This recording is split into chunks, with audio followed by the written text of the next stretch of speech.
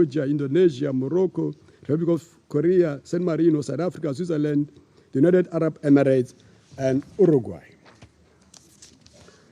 The Council is ready to proceed to the vote on the draft resolution before it. I shall now put the draft resolution to vote now. Will those in favor of the draft resolution containing document S/2019/841 please raise their hand?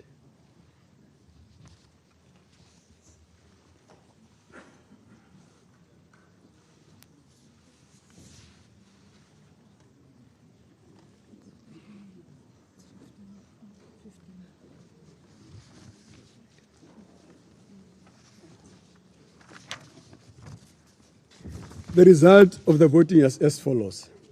The draft resolution received 15 votes in favor. The draft resolution has been adopted unanimously.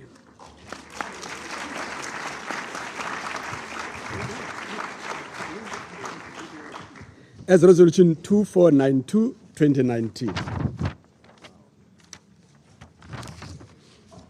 I now give the floor to those members of the Council who wish to make statements after the vote.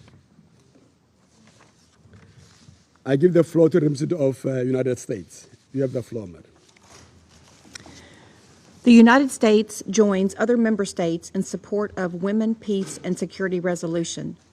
We remain deeply committed to this issue. I commend South Africa for the cooperative spirit in which it led this process. However, the resolution refers to previous documents that include references to sexual and reproductive health. I must note that we cannot accept references to sexual and reproductive health, nor any references to safe termination of pregnancy, or language that would promote abortion or suggest a right to abortion. The United States has stated clearly on many occasions, consistent with the 1994 ICPD Program of Action and its report, that we do not recognize abortion as a method of family planning, nor do we support this in our Women's Global Assistant initiatives. The UN should not put itself in a position of promoting or suggesting a right to abortion, whether it is humanitarian or development work. A new resolution on women, peace, and security offers an opportunity to highlight the great personal risk women face and emphasize efforts to support and protect women peace builders.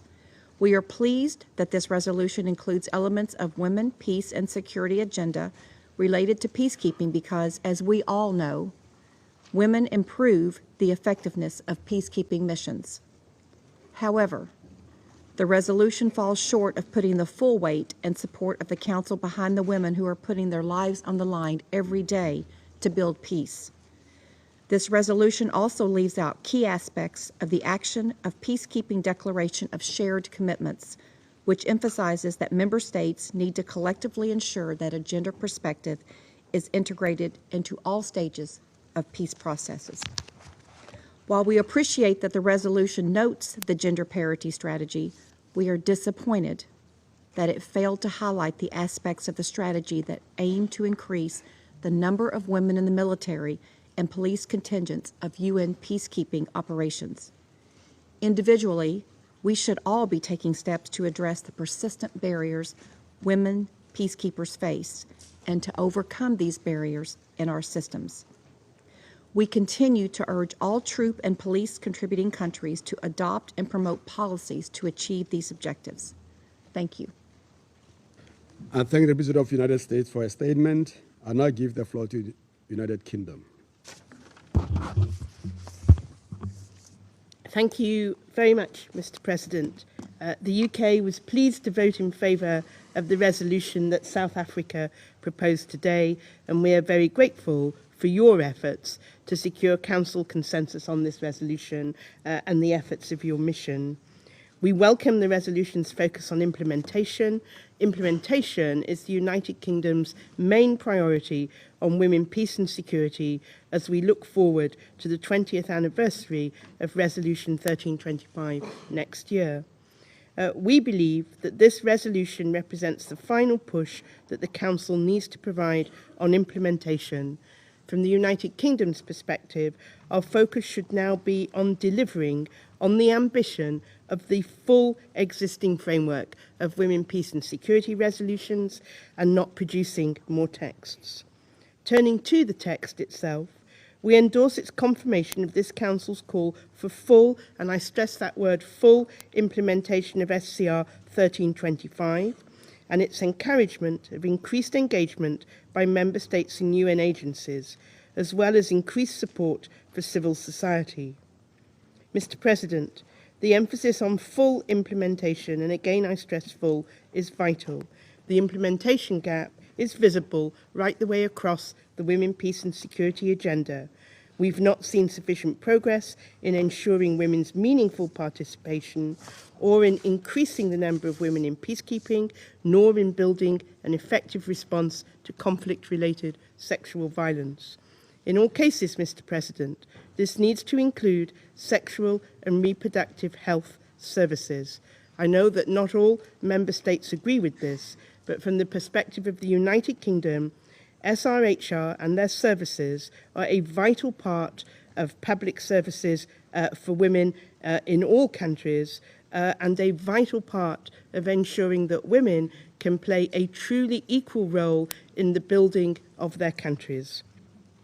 We welcome the resolution's support for the creation of safe and enabling environments for civil society, as well as the importance of funding, which we consider essential for organisations and individuals to carry out their work free of interference and free from fear.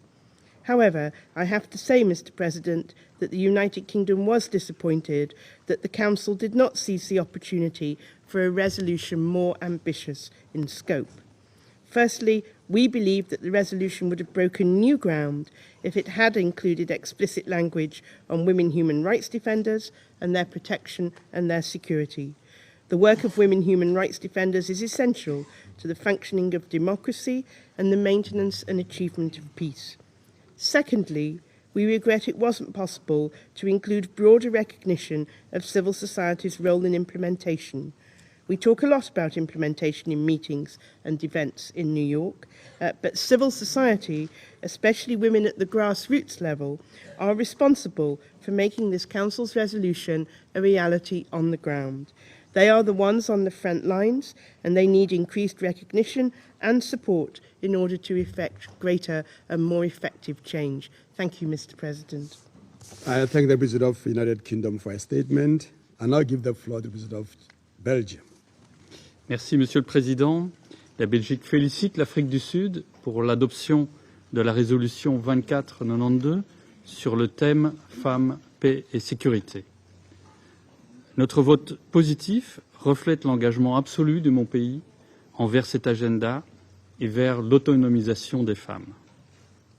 À la veille du 20e anniversaire de la résolution 1325, nous saluons l'accent mis sur l'importance de la mise en œuvre de nos engagements conjoints. Cependant, nous regrettons qu'il n'ait pas été possible aujourd'hui d'adopter une résolution qui souligne le rôle clé des défenseurs des droits de l'homme dans la mise en œuvre de l'agenda Femmes, paix et sécurité. Et nous regrettons aussi que ce Conseil ne soit pas en mesure aujourd'hui d'appeler les pays à adopter des mesures de protection de la société civile et à sauvegarder la pensée critique et la liberté d'expression. Comme lors de débats précédents du Conseil sur des thématiques connexes, nous tenons également à souligner qu'il est évident que la mise en œuvre complète des résolutions sur les femmes, paix et sécurité signifie la pleine mise en œuvre de toutes les dispositions, de toutes les résolutions du Conseil relevant de ce point de l'ordre du jour, y compris les dispositions sur la santé sexuelle et reproductive. Dans cet esprit, nous sommes impatients de nous engager avec vous tous au cours de l'année du 20e anniversaire de la résolution 1325. Je vous remercie. I thank the President of Belgium for his statement. I now give the floor to the President of Germany. Ladies and gentlemen, dear colleagues, we thank South Africa for highlighting the importance of the Women, Peace and Security agenda with the resolution before us today. With today's adoption, the Council underlines once more the crucial role it attaches to the full, equal and meaningful participation of women in prevention, peace processes and relief and recovery. This is the 10th time that the Security Council adopts a resolution on women, peace and security, which has been a German priority since the very first time, now 19 years ago. We agree that implementation is key in making progress, but we still have a long way to go. The resolution serves as a reminder that it is our obligation as member states to redouble our efforts to ensure the full implementation of 1325 and all subsequent resolutions forming part of the WPS agenda with all their provisions. The resolution highlights a crucial element of the implementation of the WPS agenda, the role of civil society. This includes international and local NGOs, formal and informal community women leaders, women peace builders, political actors, and women human rights defenders, all of whom play an indispensable role in the implementation of the WPS agenda.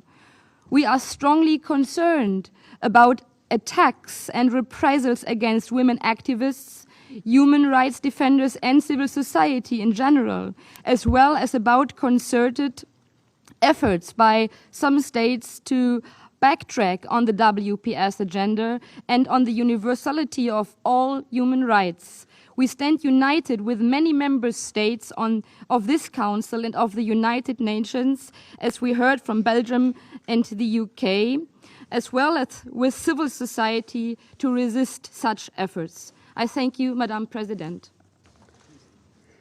Not yet. I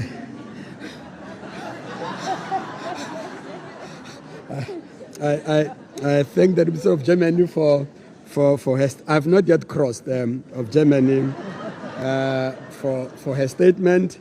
I now give the floor to the Minister of France. Monsieur le Président, la France remercie l'Afrique du Sud pour ses efforts dans un contexte difficile et se félicite de l'unité du Conseil de sécurité. C'est une victoire au bénéfice de l'agenda Femmes, Paix et Sécurité qui aura 20 ans l'an prochain. La France se réjouit que la résolution appelle à une mise en œuvre complète de toutes les résolutions de l'agenda qui se renforcent mutuellement et auxquelles la France est attachée dans toutes ses composantes. Nous aurions souhaité que le rôle de la société civile et des femmes défenseurs des droits de l'homme soit pleinement reconnu. Comment, en effet, envisager la mise en œuvre de l'agenda Femmes, Paix et Sécurité sans la société civile, sans ces femmes qui, sur le terrain, remettent en cause le statu quo pour exiger le rôle qui leur revient. Il est regrettable que notre Conseil continue de passer sous silence la question cruciale de la santé et des droits sexuels et reproductifs, sans lesquels l'autonomie des femmes reste un vœu pieux et sans lesquels on ne peut répondre aux besoins les plus élémentaires des victimes de violences sexuelles à travers le monde. Pour conclure, je souhaite réaffirmer que la France continuera de soutenir la mise en œuvre complète et exigeante de l'agenda Femmes, Paix et Sécurité. Cela passera par la mise en œuvre de l'acquis dans son intégralité. Je vous remercie.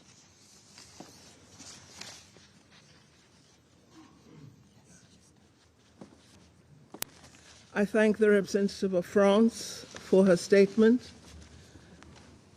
And I now give the floor to the Secretary General, His Excellency, Mr. Antonio Guterres. Excellency. Excellencies, ladies and gentlemen. The Women, Peace and Security agenda is clearly one of the top priorities of the United Nations as a whole.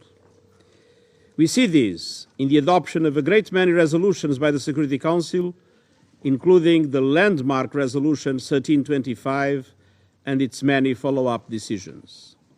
We see it in the global recognition of the central role that women must play in preventing and resolving conflicts. And we see it when we gather to discuss the issue. That is always when this room is at its fullest and the list of speakers is the longest. We have exactly the same situation today. Given such strong support and common understanding, an observer might be forgiven for thinking that things are substantially improving.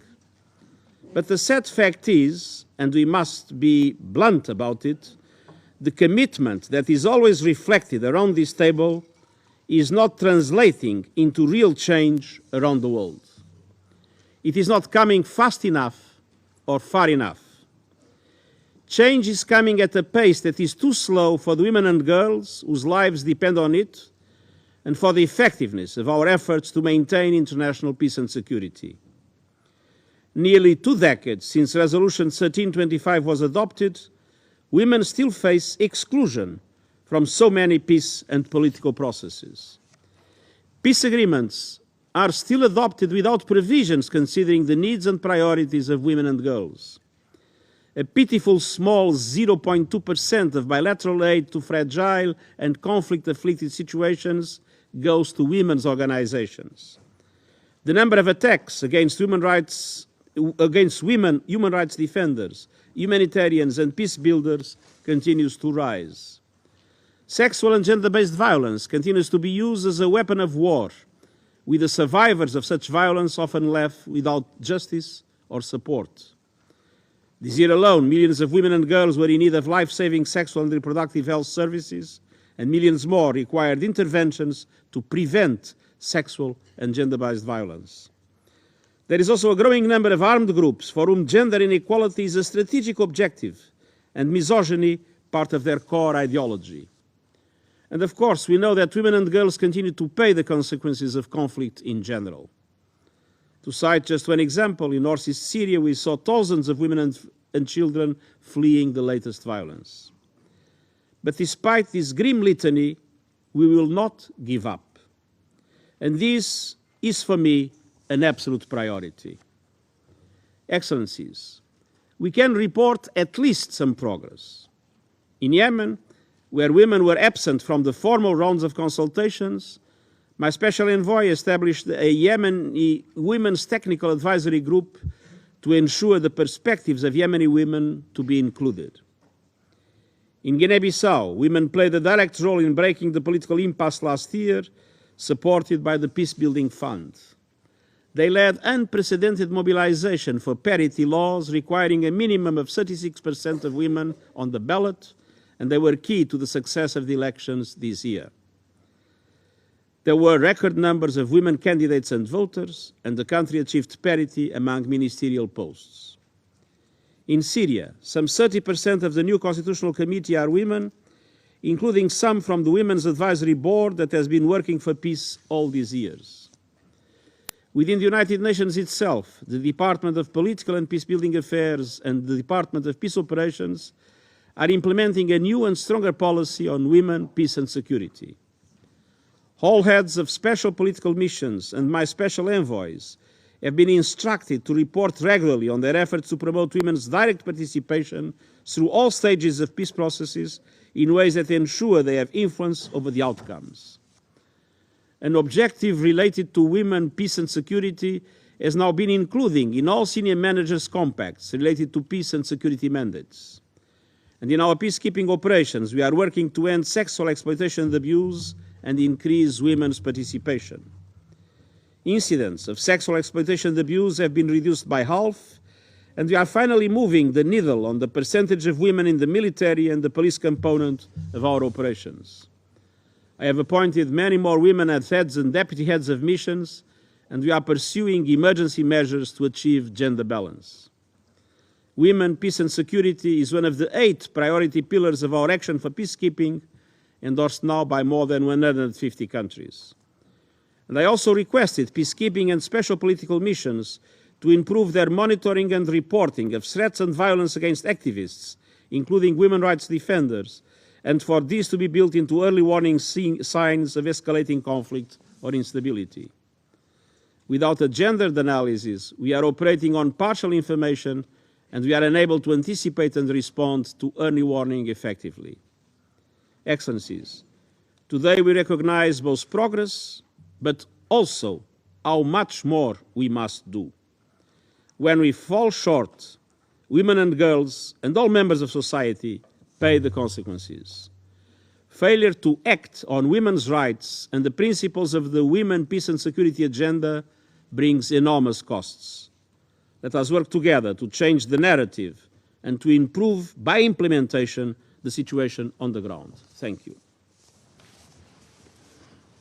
I thank the Secretary General for his briefing, and I now give the floor to Dr. Phumzile Mlambo-Ngcuka, the Executive Director of UN Women. Excellencies, ladies and gentlemen, it is a common message, there is a common message coming from women affected by conflict and actors who are concerned with women, peace and security matters. Whether it is women in Afghanistan, Libya, Sudan, Burundi, the Philippines, DRC, Yemen, Colombia, Kurdish and Yazidi women, whether it is the youth who are here for this week and the global focal points on women, peace and security from different countries, whether it is women peacekeepers like the ones from South Africa who shared their touching stories with us yesterday, highlighting the needs to increase the numbers of women in uniform, the loud and common message is progress is too slow, political will is not strong enough, and pushback against the needs and interests of women is threatening the progress we have made and pushing those who need the resolve and the support most further away. This is despite many good words, agreements, discussions, and events. Change is not as real as it needs to be. As I address the Council today, I urge that we heed the call of these women. As we discuss the report of the Secretary General, we must aim to close the gap between words and action as it's been already articulated by the Secretary General. The collective scorecard is not where it should be, even though we agree on so much. There is a stark contrast between the expressed support from member states and regional and international organizations to women, peace and security and the reality. The correlation between gender inequality and a society propensity for civil interstate conflict is now well established. The link between participation of women and more durable peace has also been established. And yet, we still live in a world that tolerates and excuses women's continued exclusion from peace and political processes and institutions. We still live with violent misogyny that is on the rise. We are witnessing record levels in political violence targeting women. Sexual violence continues to be used as a weapon of war and terror, while its survivors are left without justice or support. And the support they need is minimized sometimes by decisions that we take even here. After conflict, economic recovery for women is primarily limited to microcredit and micro-enterprises, while large-scale reconstruction is dominated by men and overwhelmingly benefit men. Feminist organizations repeat calls for disarmament and arms control and shifting military spending to social investment. Still, these calls have gone unanswered. It seems easier to use arms than to deliver clean water, energy, or heal the women in northeast Nigeria from the recurring trauma as observed my ASG Asa Regna last week. The list of examples of people who should be benefiting from this resolution who are not benefiting is just way too long. Last year, the Secretary General tasked UN Women with commissioning an independent assessment of progress in implementing the gender-related recommendations of the 3 peace and security reviews that the UN conducted in 2015. Its findings are summarized in the SG's report.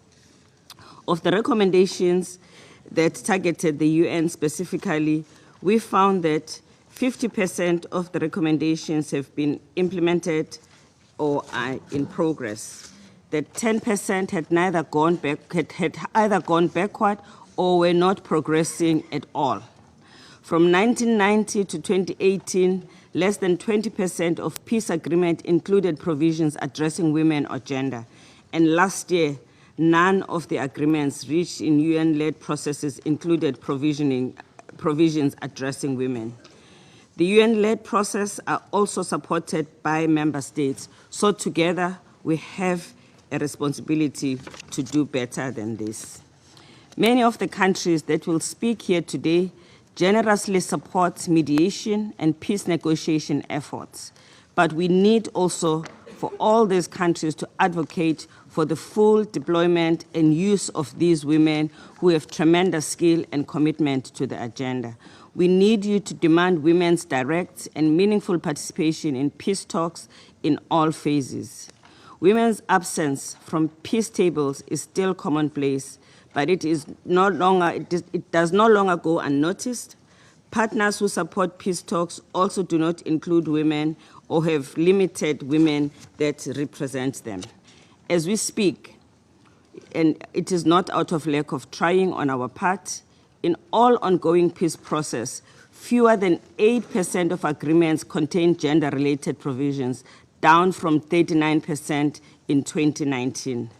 In recent past, where agreements do include specific gender provisions, ensuring implementation has also remained a challenge.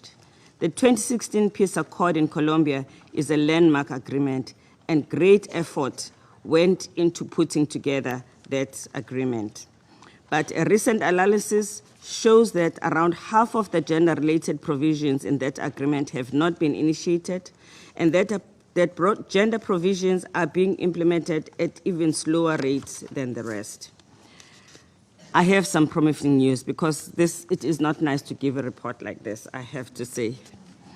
The independent assessment did identify areas of progress that are underway, such as the stronger integration of gender consideration in preventing violent extremism. We do, however, still face challenge where national counterterrorism legislation often impact negatively on women's civil society organizations, and report urges member states to review them and to take action. UN Women has just supported 2 research projects conducted by Monash University in 4 countries, Indonesia, the Philippines, Bangladesh, and Libya. In all 4, hostile sexist attitude towards women were the factors most strongly associated with the support for violent extremism, far more than age, degrees of religiosity, level of education, or employment. This is a significant finding, especially because the vast majority of studies on terrorism ignore gender. We appreciate the strong collaboration with the agencies that are working in this area and the member states that collaborate with us. The number of countries that have adopted national plans also increased by 50% in 2015. We welcome and applaud these countries. But still, that represents less than half of the countries in the world, and only 22% of all plans include a budget at adoption. We urge the countries with the new plans to make sure that they include budgets. Excellencies, women's economic empowerment is key to sustaining peace. Women need to be given priority in efforts to respond to crisis and plan for peace. Without shelter, food, support for educational and health needs, women's life continues to be frozen in a low-intensity warfare. Discrimination against women and access to assets and productive resources violate women's human rights and leave them vulnerable to extreme poverty, gender-based violence, and trafficking in all countries. Family members also are at risk of being drawn into terrorism and being on harm's way. The marginalization of women in decision-making and the political economy of foreign aid, reconstruction and economic revitalization is part of the problem that you can solve, and together we can move the needle. In fragile and conflict-affected countries, only 4 in 10 women are in paid work, compared with 7 in 10 men. Creating work opportunities for women is therefore an important contribution. In countries experiencing prolonged crises like Afghanistan, Syria, or Yemen, the gender employment gap is 50 or 60 points. In contrast, 2016 to 2017, only 0.2% of total bilateral aid to fragile and conflict-affected situations went directly to women's organizations. Investing directly in women is also critical. In 2018, total world military expenditure reached $1.8 trillion, some of its deepening crisis in the same fragile countries that we are meant to be helping through 1325. It is important to state that the overall share of aid promoting gender equality in some form has increased to 42.6%, higher than ever before, but less than 5% of it goes to programs with primary objective to improve gender equality and women's empowerment. This support comes from a small group of countries which we can really expand. In the UN to date, only a few entities have committed to achieving minimum targets on allocation and expenditure on gender equality. The Peacebuilding Fund remains the bright spot thanks to the consistent championing by senior leadership and the collaborative effort which we can all learn from. The Secretary General's 29 Women, Peace and Security report urges that next year, UN entities have to benchmark targets and put in place accountability mechanism. Your active support in this direction to support this call would go a long way to help. I further ask that you address the issue of participation and inclusion of women in all peace processes, as well as the inclusion of women in uniform services. This is one of the important components of the Resolution 1325, and you can also do more to help us enforce and implement this. As I said last year, the UN and member states should not be giving support to peace processes that exclude women, because if you take a stand on this, things will change. We know that such processes have limited chance of bringing durable peace. It is therefore important that you intervene decisively. Choosing to exclude women and choosing to, therefore, means that we may be choosing to compromise our collective desire for lasting peace. Tomorrow, most of you will be at the Global Forum for Survivors of Conflict-Related Violence. This is led by Nobel laureates Denis Mukwege, Nadia Moradia, and my colleague Pramila Patten, the special representative of the Secretary General. Thanks to many efforts of the last decade, this is no longer history's greatest silence. We know women are not just victims. They continue to lead and stand up even after torrid experience. Nadia is a living testimony of the resilience of women who defy all odds.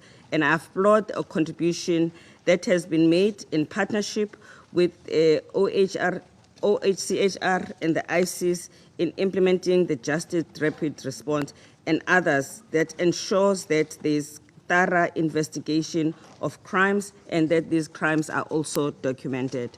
And I want to make sure that as we move forward and as we prepare for the 20th celebration next year, we can close some of the gaps that we can close within the year ahead of us. You will be listening for a few minutes, in a few minutes now, to women's voices and stories. Ala Salah from Sudan, one of the many women that are leading the change in her country, because this represents the young women of courage. You will listen to Congolese women describing the political representation barriers they were facing in the lead up to the country's first election in 2011. You will also be listening to South Sudanese women. You have also listened in the past to Afghan, Libyan, and Yemeni women demanding respect for women's rights and meaningful participation of the women in negotiations and decisions that will determine the future of their countries.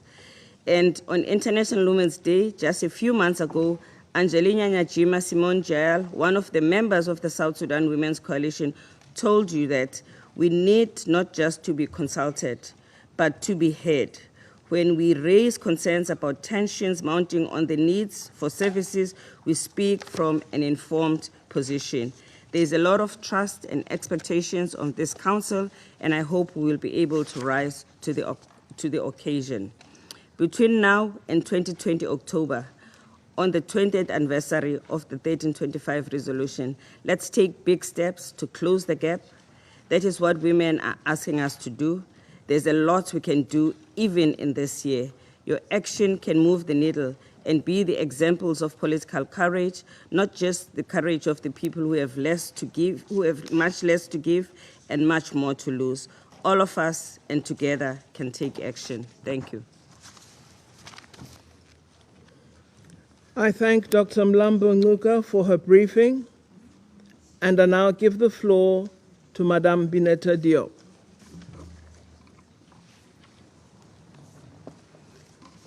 Your Excellency, Madam President, Your Excellency, Secretary General, distinguished members of the UN Security Council, Excellencies, members of civil society, ladies and gentlemen. Allow me to congratulate you, Madam President, and through you, the Republic of South Africa, for assuming the presidency of the UN Security Council during the month of October 2019, as we commemorate the adoption of UN Resolution 1325. Thank you, Madam Chair, for inviting us, me as Special Envoy of the Chairperson of the African Union Commission, to brief the Council on the implementation of the Women, Peace and Security Agenda in Africa. Please, Madam, receive best wishes from the AU Chairperson, His Excellency Musa Faki Mohammed, for a successful Women, Peace and Security Month under your leadership. Excellency, ladies and gentlemen, 12 days ago, the AU Peace and Security Council held its annual open session on WPS. The institutionalization is a clear indication of the attention that PSC gives to Women, Peace and Security Agenda. Indeed, Peace and Security Council adopted the Continental Result Framework for monitoring and reporting on Women, Peace and Security Agenda in May 2018, with the aim to support member states to accelerate the implementation of WPS and to make the report part of the global discourse on advancing this WPS agenda. And I'm reporting to you, Excellency. During the open session, I presented the first report of the chairperson based on data provided by member states using the CRF. UN Women Executive Director, Madam Phumzile Mlambo-Nguka, was also present and addressed the Council on this occasion. Highlights of the report include the following. Africa continues to lead in the adoption of National Action Plan on WPS. There are presently 25 countries in Africa that have adopted NAPs, constituting 30% of all NAPs globally. In addition, South Africa organized recently a validation forum, and we hope that you will very soon adopt your NAP. The recent development of NAP in Africa incorporated lessons learned from the first generation of National Action Plan. This includes the security sector ministries taking a lead role and the recognition of sector-wide responsibility in financing the agenda. Despite the existence of advanced instruments, implementation continued to lag behind. Out of the 25 countries, only 7 have reached the 30% threshold of women participating in parliament, and only 2 have reached parity at cabinet levels. Violence against women continue unabated, including the use of women and girls as suicide bombers, as seen in the Sahel and the Lake Chad Basin.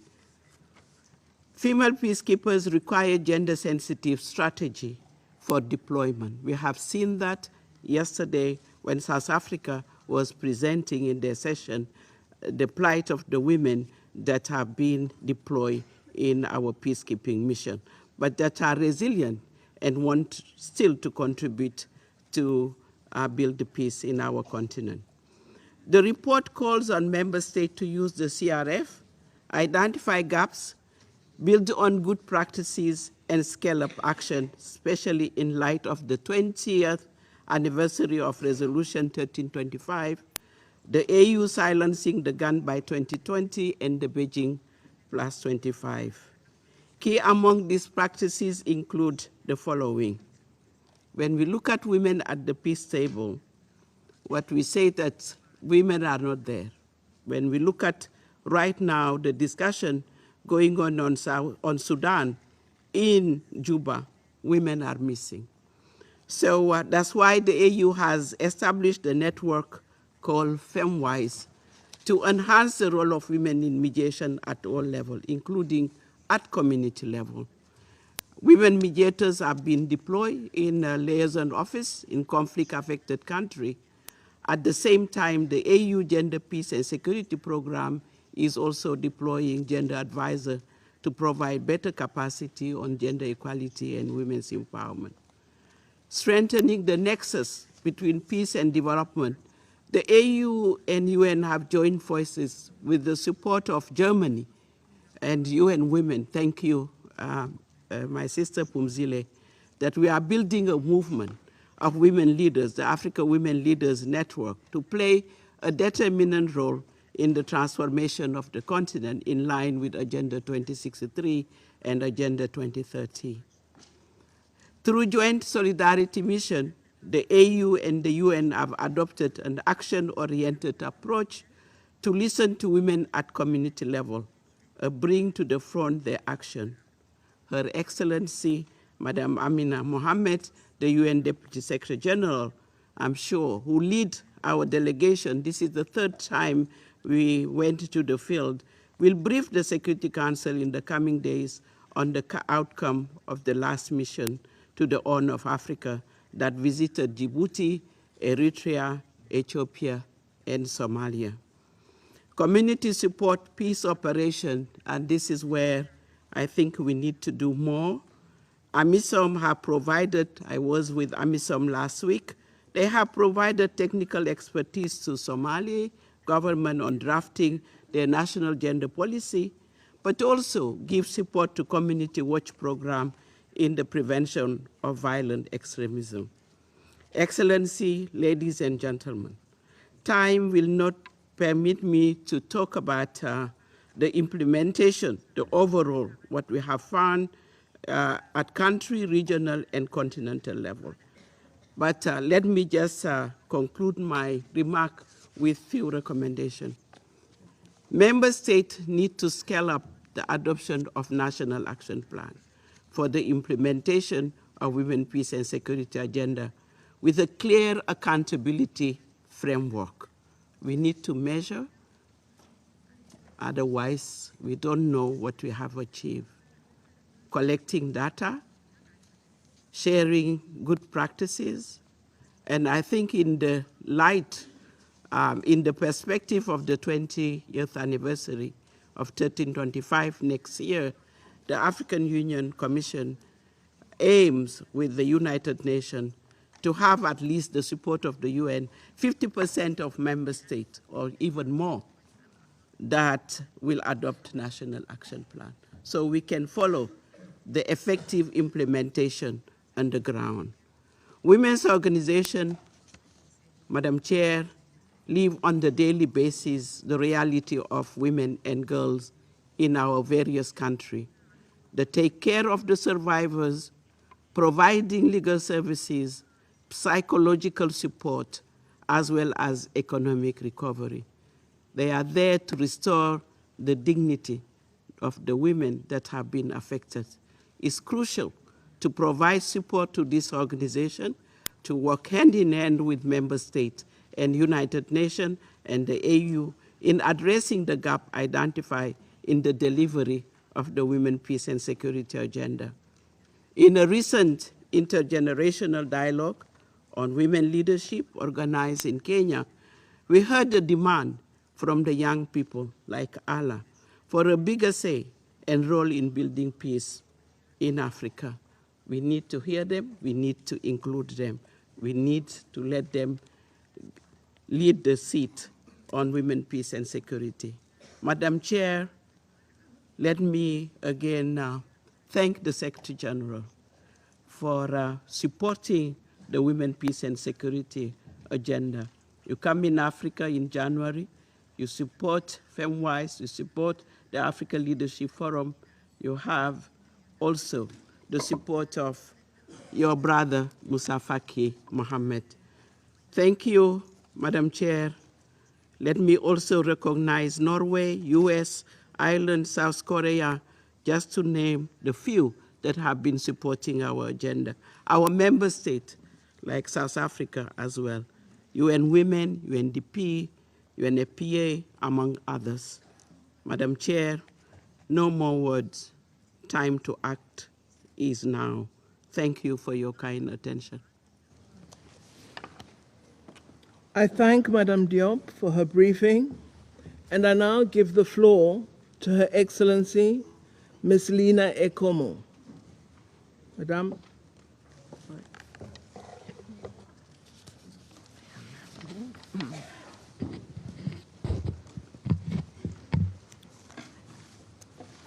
Excellences, Mesdames et Messieurs, je voudrais avant tout, au nom des femmes leaders de Centrafrique pour la paix, adresser mes sincères félicitations au gouvernement de l'Afrique du Sud pour la présidence de cette auguste assemblée et remercier particulièrement Madame la ministre des Affaires étrangères de l'Afrique du Sud qui a bien voulu nous donner l'opportunité de faire entendre la voix des femmes et des filles de Centrafrique dans cette assemblée. Les femmes, la République centrafricaine dispose d'un plan national de mise en œuvre de la résolution 1325. Cependant, les femmes ont été exclues dès le début de l'initiative pour la paix en Centrafrique, malgré les nombreux plaidoyers menés par les leaders des organisations féminines auprès des autorités nationales, des garants et facilitateurs. Celles qui ont été invitées à la finalisation des pourparlers entre le gouvernement et les groupes armés n'ont pas eu accès à la table des négociations. Malgré tout, les femmes ont persisté dans leur plaidoyer et cela a abouti à un appui de l'ONU et de l'Union africaine pour des missions de vulgarisation de l'initiative de paix et de l'accord signé dans les chefs-lieux des préfectures et à l'intégration des femmes dans les mécanismes de mise en œuvre et de suivi. Cependant, les femmes qui sont engagées dans le suivi de l'accord de paix n'ont pas été associées à la négociation. Leur présence au sein des mécanismes de suivi de la mise en œuvre ne leur donne pas encore le droit de participer aux évaluations et aux prises de décisions politiques et stratégiques. L'accord de paix signé par le gouvernement et les 14 groupes armés est un document politique qui concède des sacrifices de la part des dirigeants pour calmer les groupes armés.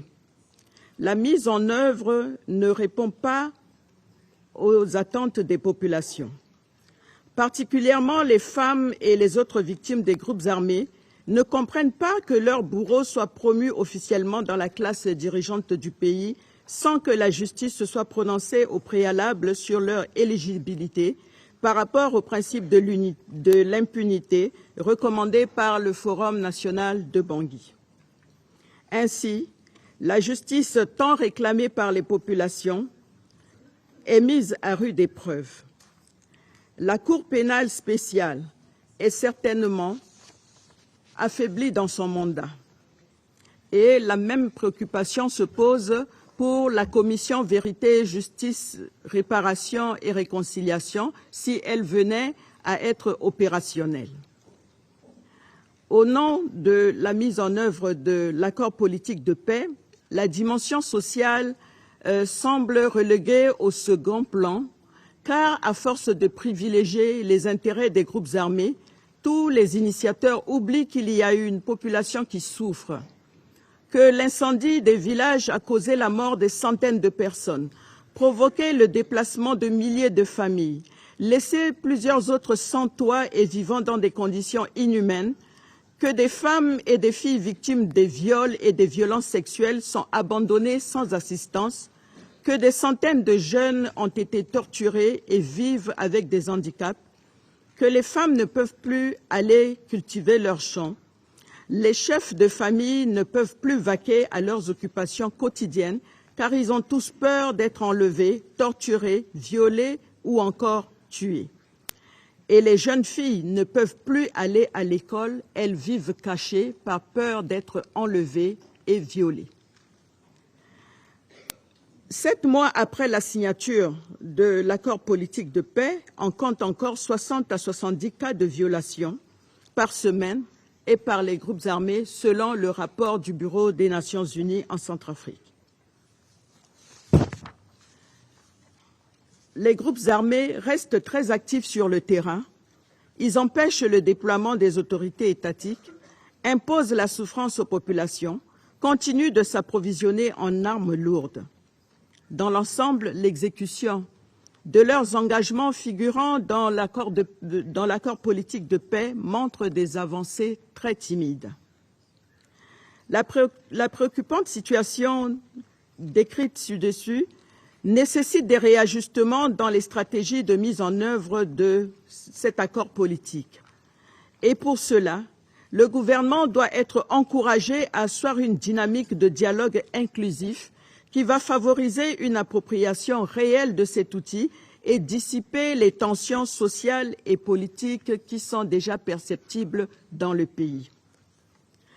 Madame la Présidente, distinguées personnalités, en termes de perspective, je voudrais très respectueusement porter à votre haute attention les défis suivants. L'organisation des élections apaisées en 2020-2021 est un enjeu important pour une paix durable dans le pays et elle ne peut être abordée sans l'apport des femmes. Au niveau des organisations de la société civile, nous avons commencé à préparer les femmes à être électrices et candidates.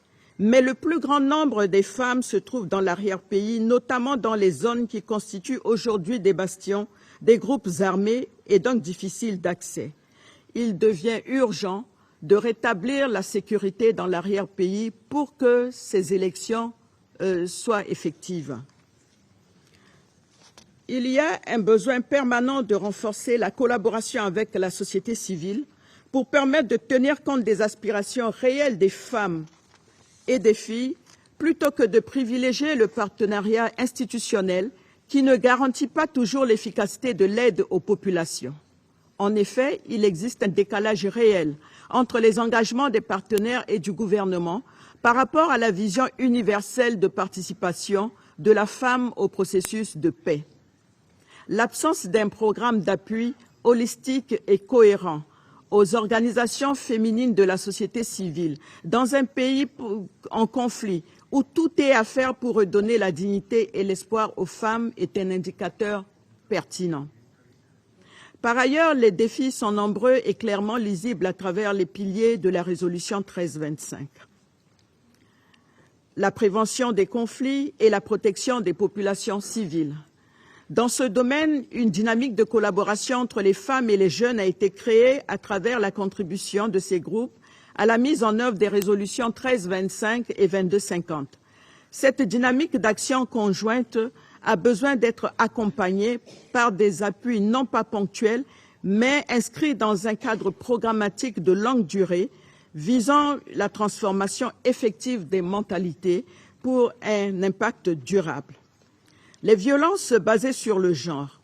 La situation de ces violences est connue et documentée avec des indicateurs alarmants, mais il n'existe toujours pas un programme élargi d'assistance psychosociale ni pour les victimes ni pour les communautés qui continuent de vivre avec leur traumatisme. De plus, l'appui aux victimes et les initiatives de prévention ont besoin d'être renforcées dans les provinces. À cette fin, il est nécessaire d'accroître le nombre des casques bleus femmes qui sont déployés sur le terrain auprès des communautés. L'assistance aux populations affectées par les conflits. La RCA compte plus d'un demi-million d'habitants et la moitié de la population centrafricaine a besoin d'une assistance d'urgence selon les rapports de la coordination humanitaire des Nations Unies en Centrafrique. La majorité des déplacés se disent abandonnés à leur triste sort sans assistance qui leur permet de retrouver leur dignité humaine. Les frustrations s'accumulent au quotidien et pourraient générer des tensions sociales. Comme le disait une femme déplacée dans la ville de Bria, dans le nord-ouest de la République centrafricaine, comment pourrais-je aller parler de paix lorsque moi-même je ne suis pas en paix après l'assassinat de mon fils, l'incendie de ma maison qui m'a fait perdre tous mes biens et le viol de ma fille, et que je ne reçois aucune aide pour reconstituer mes moyens de subsistance après ces drames. En effet, ce sont des milliers de familles qui souhaitent avoir un minimum d'aide pour retourner chez elles et démarrer une vie nouvelle. La mise en place du chapitre national du réseau des femmes leaders pour la transformation de l'Afrique, AOLIN, a permis de créer un cadre de coordination pour l'ensemble des leaders des organisations féminines en Centrafrique. Ces femmes leaders ont organisé des missions conjointes dans l'ensemble des provinces du pays et ont constaté les souffrances des populations dans les zones de conflit. Ces femmes leaders, membres de AOLIN, doivent être engagées au nom de la société civile comme partenaires de mise en œuvre des programmes d'assistance d'urgence aux femmes de l'arrière-pays. La mise en œuvre de l'accord politique pour la paix et la réconciliation en Centrafrique. La participation des femmes se limite encore à la vulgarisation des textes. Pourtant, il existe bel et bien des difficultés dans la mise en œuvre au regard de la présence active des groupes armés signataires sur le terrain. Dans un tel contexte, il est important de définir rapidement une stratégie permettant au leadership féminin de jouer un rôle important pour calmer les esprits, favoriser la cessation des hostilités et initier le dialogue entre les parties en conflit. Dans le cadre de la collaboration avec la société civile, il est important de développer une approche plus stratégique qui va permettre de capitaliser les investissements réalisés par les partenaires dans les formations en rendant opérationnelle cette société civile dans les négociations, la médiation et le lobbying. Cette collaboration devra également permettre d'établir une adéquation et une cohérence entre les outils nationaux et les agendas opérationnels des partenaires dans le pays et aussi tenir compte du niveau de financement conséquemment aux besoins des acteurs de la société civile. Enfin, je reste convaincue qu'une telle collaboration, si elle devient effective, permettra de faire la traçabilité effective des indicateurs de résultats, de favoriser l'appropriation des interventions par les populations et de consolider l'efficacité de l'aide à la République centrafricaine sur le terrain en matière de paix et sécurité. En conclusion, nous, femmes leaders de la société civile engagées dans les questions de paix et sécurité en République centrafricaine, avons besoin de plus de collaboration avec les partenaires en vue d'alléger la souffrance des populations et notamment des femmes et des jeunes filles. Je vous remercie de votre aimable attention. Merci beaucoup, Excellence, Madame Ekomo. I now give the floor to Ms. Ala Salah. سيدتي الرئيسة، أصحاب وصاحبات السعادة، زملائي وزميلاتي في المجتمع المدني، سيداتي وسادتي صباح الخير. يشرفني أن أكون معكم هنا من السودان، واليوم هناك مليء بالأمل للسلام والحرية والعدالة. أنا اسمي آلاء صلاح، عمري 22 عاما، ترعرعت في الخرطوم. قبل الثورة كنت طالبة في الهندسة المعمارية، لم تكن السياسة جزء من نشأتي، بل نشأت في أسرة عادية من الطبقة المتوسطة. والدتي مصممة ووالدي يملك شركة بناء. كل يوم وأنا في طريقي للجامعة كنت أرى المواطنين السودانيين من حولي يكافحون للحصول على الغذاء والدواء. نصف سكان السودان يعيشون في فقر، فكيف يمكن للمرء أن لا يهتم وينخرط للقضايا السياسية؟ في ديسمبر من العام الماضي أصبحت معركتنا من أجل الخبز هي معركة من أجل حريتنا. أقف أمامكم اليوم لأروي قصتي، وهي قصة يشاركها الآلاف من الرجال والنساء السودانيين الذين قادروا منازلهم ومدارسهم وعملهم اليومي للتوجه إلى الشوارع لمواجهة الرصاص والغاز المسيل للدموع، الذين خاطروا بحياتهم وسبل عيشهم للمطالبة بإنهاء الدكتاتورية. كانت رحلتي إليكم ممهدة من قبل مجموعة كبيرة من النساء السودانيات اللواتي ناضلن من أجل السلام والعدالة في مجتمعاتنا لعدة عقود. وقبل وقت طويل من وصولنا إلى هذه اللحظة الهامة في مستقبل السودان لن أكون هنا من دونهم اليوم. أخاطبكم كعضوة في منسم، وهو تحالف المجموعات المدنية والسياسية النسائية السودانية، وباسم مجموعة العمل غير الحكومية المعنية بالمرأة والسلام والأمن. سوف يركز بياني على قضيتان رئيسيتان. أولاً، المشاركة الفعالة للمرأة وحماية حقوق النساء. ثانياً، المساءلة والمحاسبة ونزع السلاح. لعبت النساء من جميع أنحاء السودان دوراً مهماً في السودان من لحظات محورية في تاريخنا، وذلك من وقت معارضة الحكم الاستعماري والكفاح من أجل الحق في التصويت، وكذلك في النضالات الأخيرة ضد دكتاتورية عمر البشير. لقد تطلب الأمر أيضاً شجاعة غير عادية للنضال من أجل الحقوق الأساسية كارتداء السراويل أو ترك شعرهن مكشوف أو التعبير عن آرائهن على وسائل التواصل الاجتماعي دون خوف، أو مشاركة وجبة الطعام مع أصدقائهم من الذكور. تم تجريمهن جميعاً بموجب قوانين النظام العام للنظام السابق. صممت هذه القوانين لقمع المعارضة وأيضاً لاستهداف النساء لا سيما في المجتمعات الأكثر تهميشاً والطبقة العاملة مثل بائعات الشاي والطعام، حيث يمكن مصادرة أدوات عملهن دون تفسير، كما يواجهن غرامات مالية ويمكن أن يعرضوا أنفسهن للسجن. كانت النساء والشباب في طليعة الاحتجاجات الأخيرة، حيث فاق عددهم الرجال في كثير من الأحيان، وكانت نسبتهم تمثل 70% من المتظاهرين والمتظاهرات. كنت واحدة من العديد من النساء اللواتي هتفن وغنينا ومشينا مع باقي المواطنين والمواطنات في الشوارع.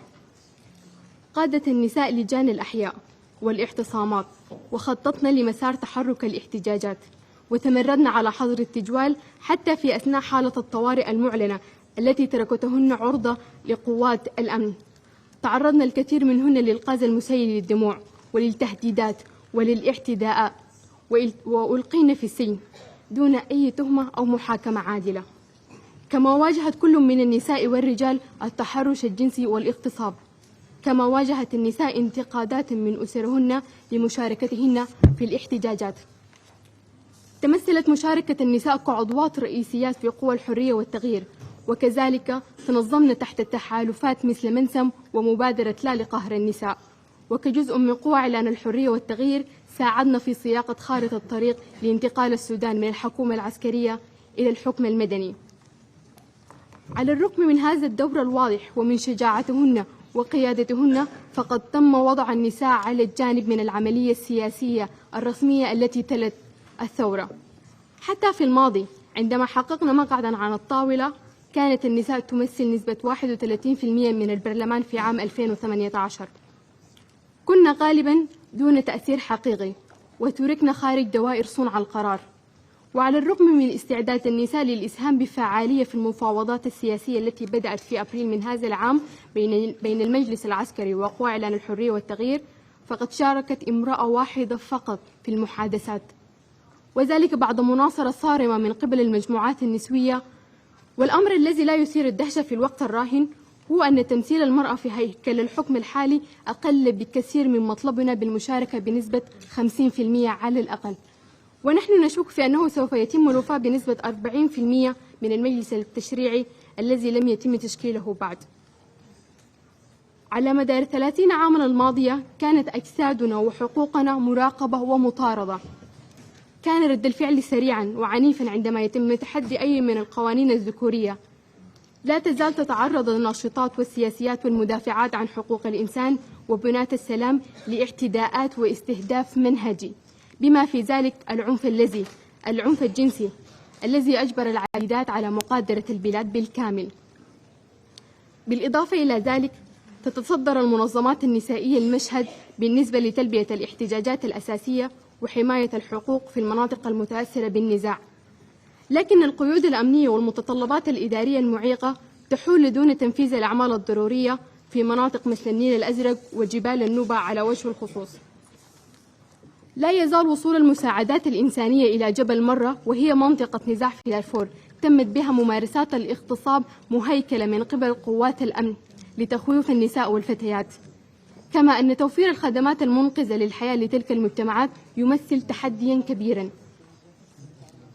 بالنظر إلى الدور المحوري للمرأة في العمل من أجل السلام والتنمية ولتعزيز حقوق الإنسان وفي تقديم المساعدة الإنسانية للمجتمعات المحتاجة، لا يوجد عذر لعدم الحصول على مقاعد متساوية على كل طاولة. إذ لم يتم تمثيلنا على طاولة السلام، وإذ لم يكن لدينا صوت مفيد في البرلمان، فلن يتم ضمان حقوقنا، وستبقى القوانين التمييزية والتقييدية على حالها، وستتواصل دورة عدم الاستقرار والعنف بعد عقود من النضال. وكل ما خاطرنا به لإزالة ديكتاتورية البشير بطريقة سلمية، فإن عدم المساواة في النوع الاجتماعي أمر ليس ولن يكون مقبولا أبدا بالنسبة للفتيات والنساء في السودان. آمل أن يكون هذا غير مقبول بنفس القدر لأعضاء هذه القاعة. السودان هو واحد من أكثر الدول تسليحا عسكريا في العالم. لا نحتاج إلى مزيد من الأسلحة، إلا أن العديد من الحكومات تواصل بيع الأسلحة التي تساهم بشكل مباشر في استمرار النزاعات والانتهاكات المستمرة لحقوق الإنسان والتهجير القسري. إن توفير الأسلحة على نطاق واسع في بلدي هو أحد العوامل التي تؤجج العنف وانعدام الأمن لجميع الناس بمن فيهم النساء والفتيات. كما تعلم هذه الهيئة الموجودون فيها اليوم جيدا أن المساءلة والمحاسبة والوصول إلى العدالة أمورا كانت غائبة في بلدي. أدى التمييز القائم على النوع الاجتماعي وعدم المساواة الحالية التي تواجهها المرأة إلى جانب الصراع والعنف على مدار عقود إلى تعرض النساء لمجموعة واسعة من انتهاكات حقوق الإنسان، بما في ذلك العنف الجنسي والعنف القائم على النوع الاجتماعي على نطاق ملحمي. ساهمت هذه الجرائم في اتهام الرئيس المخلوع بالإبادة الجماعية وجرائم الحرب والجرائم ضد الإنسانية، لكن العنف ضد المرأة لم ينتهي بنهاية عهد البشير. في أوائل سبتمبر تم اغتصاب 7 نساء في مخيم النازحين في شنغل توباي في دارفور على أيدي رجال مسلحين. تنضم هؤلاء النساء إلى الآلاف من النساء والفتيات اللائي تحملن وطاءة العنف الذي يتم في جميع أنحاء البلاد. النساء الآن يقولن كفى، لقد حان وقت المساءلة والعدالة عن جميع الجرائم التي ارتكبت قبل الثورة وأثنائها وبعدها. هذا هو أقل ما يمكن عمله لتكريم اللواتي قتلن أو عانين الفظائع. سيدتي الرئيسة، تكمن قوة الثورة في قدرتها على تمثيل الأصوات المتنوعة من جميع أنحاء البلاد، وهذا التضمين أصبح الآن جزءا لا يتجزأ من مشروعية عملية انتقال السلطة. ما لم تحكس العملية السياسية تنوع مجتمعنا والمجموعات النسائية في المجتمع المدني ولجان المقاومة والأقليات الإثنية والدينية والأشخاص الذين نزحوا والأشخاص ذو الإعاقة، فإن أي اتفاق لا يعكس تطلعاتنا الجماعية. في الختام، نحث مجلس الأمن والمجتمع الدولي على 1. الضغط على الحكومة الانتقالية وقوى إعلان الحرية والتغيير وحركات الكفاح المسلح لدعم المشاركة الكاملة والمتساوية والهادفة للنساء. ندعو إلى تمثيل 50% على الأقل من النساء السودانيات في جميع عمليات السلام كما في المفاوضات الحالية وعلى جميع مستويات الحكم. ونحثكم المجتمع الدولي على دعم مطالبنا في جميع ارتباطاتكم مع الحكومة الانتقالية. ثانياً، مراقبة الوضع في دارفور بفعالية وتأجيل عملية انسحاب بعثة حفظ السلام والأمن إلى أن يستقر الوضع الأمني وضمان حماية المدنيين، بما في ذلك أولئك الذين يعيشون في مخيمات النازحين والنازحات داخلياً، وتوفير ظروف العودة الآمنة والطوعية. ثالثاً، دعم المساءلة والمحاسبة وإنهاء الإفلات من العقاب. يجب على الحكومة الانتقالية أن تدعم بالكامل بعثة دولية مستقلة لتقصي الحقائق للتحقيق ومحاسبة جميع مرتكبي انتهاكات حقوق الإنسان، بما في ذلك العنف الجنسي والعنف القائم على أساس النوع الاجتماعي. يجب نقل عمر البشير على الفور إلى المحكمة الجنائية الدولية. على الحكومة الانتقالية التصديق على اتفاقية القضاء على جميع أشكال التمييز ضد المرأة دون أي تحفظات. رابعاً، دعم المجتمع المدني وضمان قدرة المدافعات عن حقوق الإنسان على القيام بعملهن دون عوائق ودون خوف من الانتقام. إنهاء استخدام القوى المميتة والمفرطة ضد المتظاهرين والمتظاهرات. خامساً، التوقف عن تأجيج الصراع. وأخيراً، نناشد جميع الدول أن توقف تصدير الأسلحة إلى بلدي عندما يكون هناك خطر في استخدامها في انتهاك القانون الإنساني الدولي والقانون الدولي لحقوق الإنسان، بما في ذلك ارتكاب العنف الجنسي والعنف القائم على النوع الاجتماعي، وذلك تماشيا مع معاهدة تجارة الأسلحة. في الختام، أود أن أترككم مع شعار النما بصوت عال مع احتجاجاتنا: حرية، سلام وعدالة، والثورة خيار الشعب. شكرا.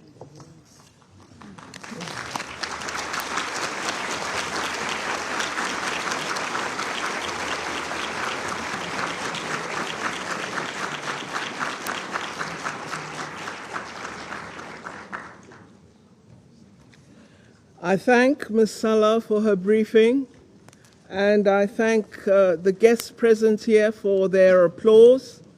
I had been wondering whether people applaud in the United Nations because I'm a stranger to this body, so I'm very pleased to see that there is a human element present.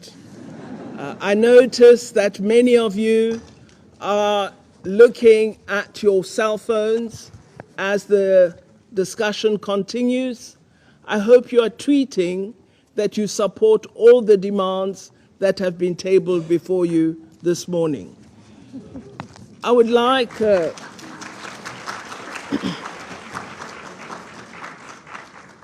I shall now make a statement in my capacity as Minister for International Relations and Cooperation of South Africa. My name is Naledi Pandor, and I wish to begin by acknowledging this Council for its adoption of Resolution 2492 just a few moments ago. We're absolutely thrilled at the unanimity that was indicated in that adoption. I am told that this is a welcome return to consensus in the Council, and we're extremely pleased at that. I now make my statement. I wish, dear ministers, heads of delegation, distinguished representatives, ladies and gentlemen, to thank you all for participating in our discussion today. In particular, I wish to thank all those who have provided us with such significant briefings in the course of our deliberations. As we have heard, women from diverse contexts across the world continue to face obstacles and resistance. They continue to bear the brunt of armed conflict, and their personal, economic, civil, and political security is persistently undermined. Women's efforts to ensure their participation in peace processes continue not to receive a positive response, and if we fail to address the barriers in the next 20 years and beyond, then we have to face the fact that we are falling far short of our ambitions to realize the objectives we have set as an international community. Together, the United Nations, member states, regional organizations, civil society, and other actors supporting peace processes must hold each other accountable to maintain and go beyond the current progress in the area of women, peace, and security and its agenda by 2020. Ladies and gentlemen, your participation today in this important meeting confirms the significance of the Women, Peace, and Security agenda. The myriad and complex conflicts in the world underscore the need to reinforce the implementation of this agenda and its related actions. Resolution 1325, which was passed 19 years ago in October, and its subsequent resolutions underpin the Women, Peace and Security International normative framework. We as South Africa view the Women, Peace and Security agenda as a means for women to mediate in conflict situations and as an essential to end the use of force as a means of settling disputes. The report of the Secretary General that we have before us provides us with a useful overview of the successes and gaps in the implementation of this agenda. It gives us concrete recommendations that can move us from rhetoric to action so that we can effectively implement the commitments we have set ourselves. Women are tired of us talking. Women want action. Women want change. It is within this context that we as South Africa saw it fit to present a resolution that is focused on the full implementation of the Women, Peace and Security agenda. The resolution recognizes that although there has been progress, there is still a great deal that we must do. As we exchange views on how to strengthen implementation, particularly as we move toward the 20th anniversary of the adoption of Resolution 1325, it's also imperative for us as an international community to take into account the findings, including recommendations that were made in the 2015 global study on the implementation of Resolution 1325. The study commissioned by this very council needs to be taken account of. We believe that some of those recommendations of 2015 are still relevant in terms of elaborating practical and attainable deliverables. And it is also for this reason that we as South Africa have advocated for its inclusion to embolden the message on full implementation of the 1325 agenda. Our deliverables must be visible and discernible. They must be clearly aimed at ensuring the meaningful participation of women in all levels of peace processes, increasing the number of women in uniformed and civilian components of peacekeeping operations, investing in women as peace builders, such as in mediation and negotiation, protecting the human rights of women, particularly sexual and reproductive health rights, and advancing accountability for heinous crimes such as sexual violence. Ladies and gentlemen, excellencies, South Africa has been a proponent of the Women, Peace and Security agenda since its inception, and we remain committed to implementing that agenda so that it can also support and contribute to silencing the guns across the world and work towards saving succeeding generations from the scourge of war, as we committed to do at the founding of this very organization. Our country has been engaged in training women across all of these areas. We are therefore optimistic that operationalizing the global alliance of regional women mediators networks will advance some of these objectives. And we are not speaking empty rhetoric when we refer to the participation of women. We have women here from our various armed forces in South Africa and our police service who have served in peacekeeping missions. And they are here to observe our continued commitment to serving areas of the world in which there is conflict. I would like to ask those women in uniform to stand. They have served and deserve recognition.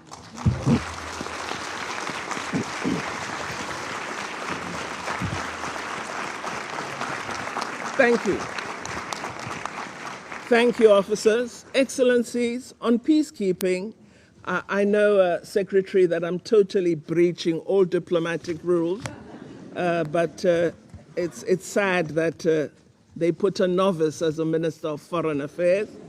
Excellencies, on peacekeeping, South Africa will continue to ensure the meaningful participation of women in peace support operations.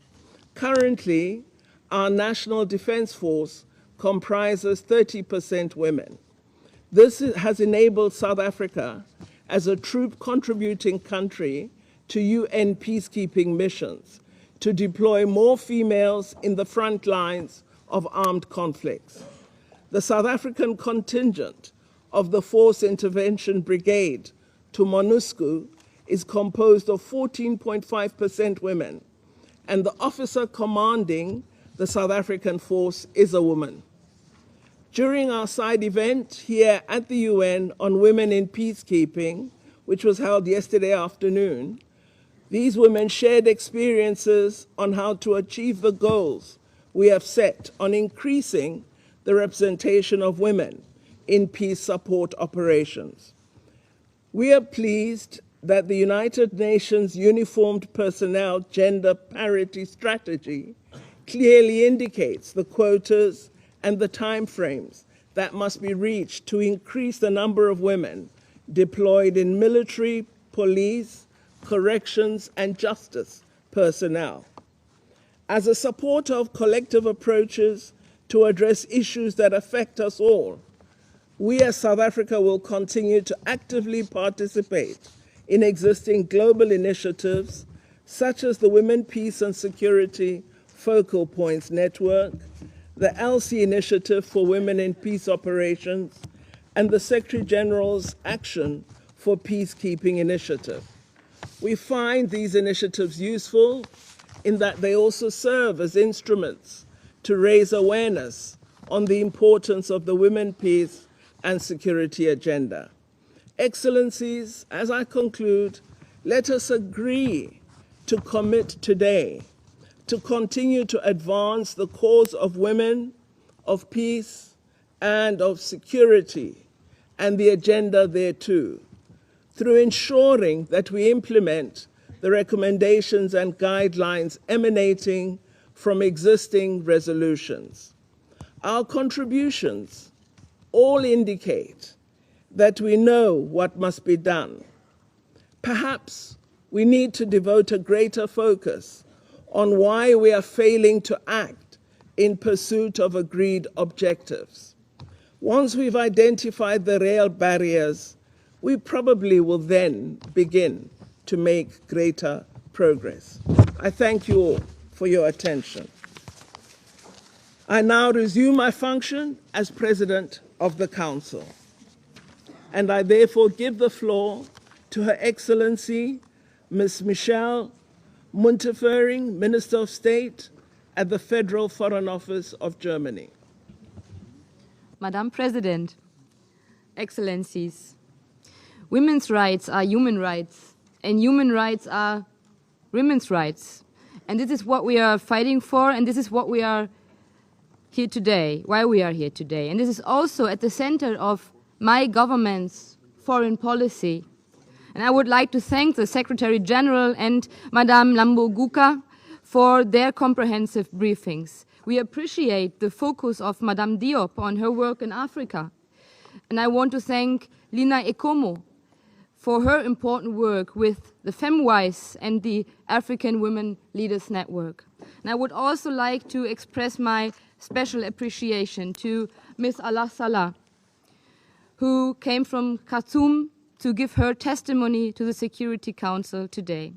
Ladies and gentlemen, knowing the situation on the ground is the soul of the service. Briefings by representatives from civil society also ground our discussions here in the Security Council.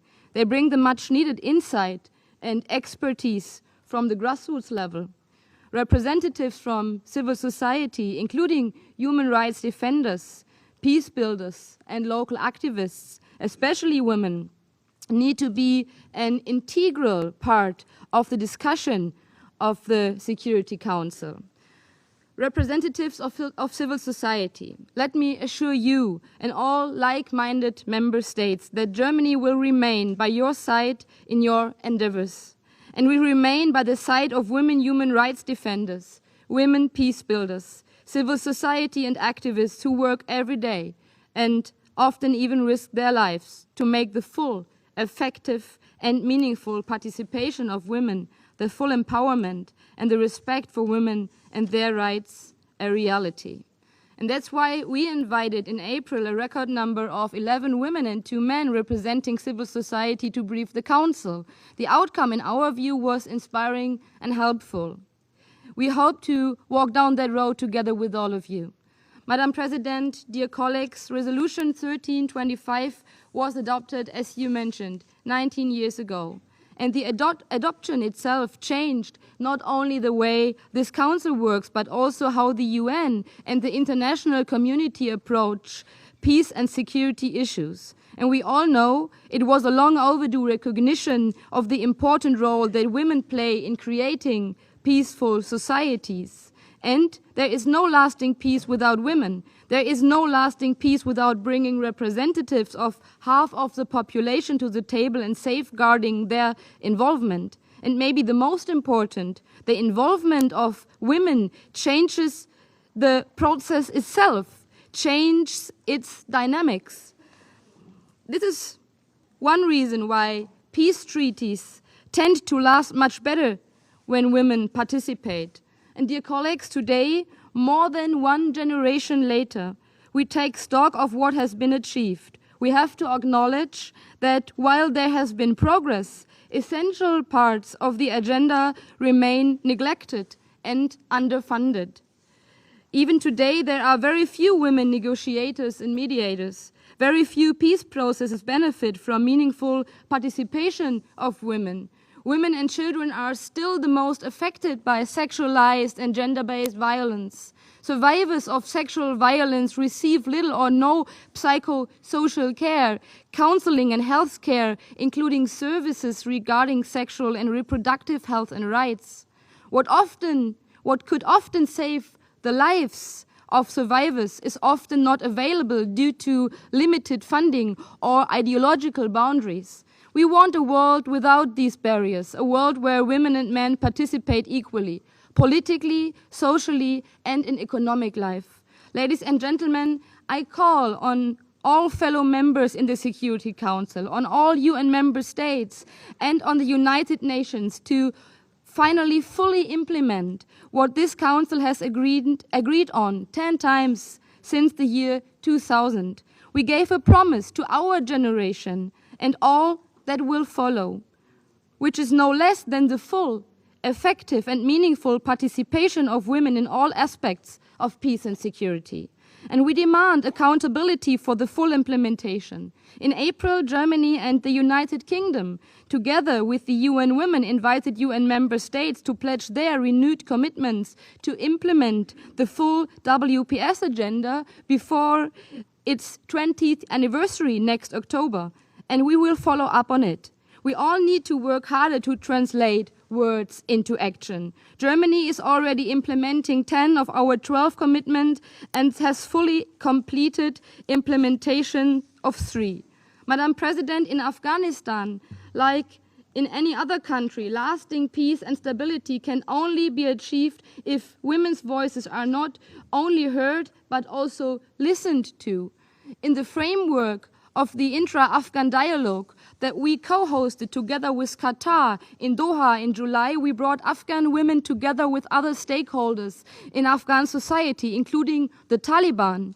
Even a tense security situation and threats to their lives could not prevent the Afghan women from exercising their rights, and they have our full support.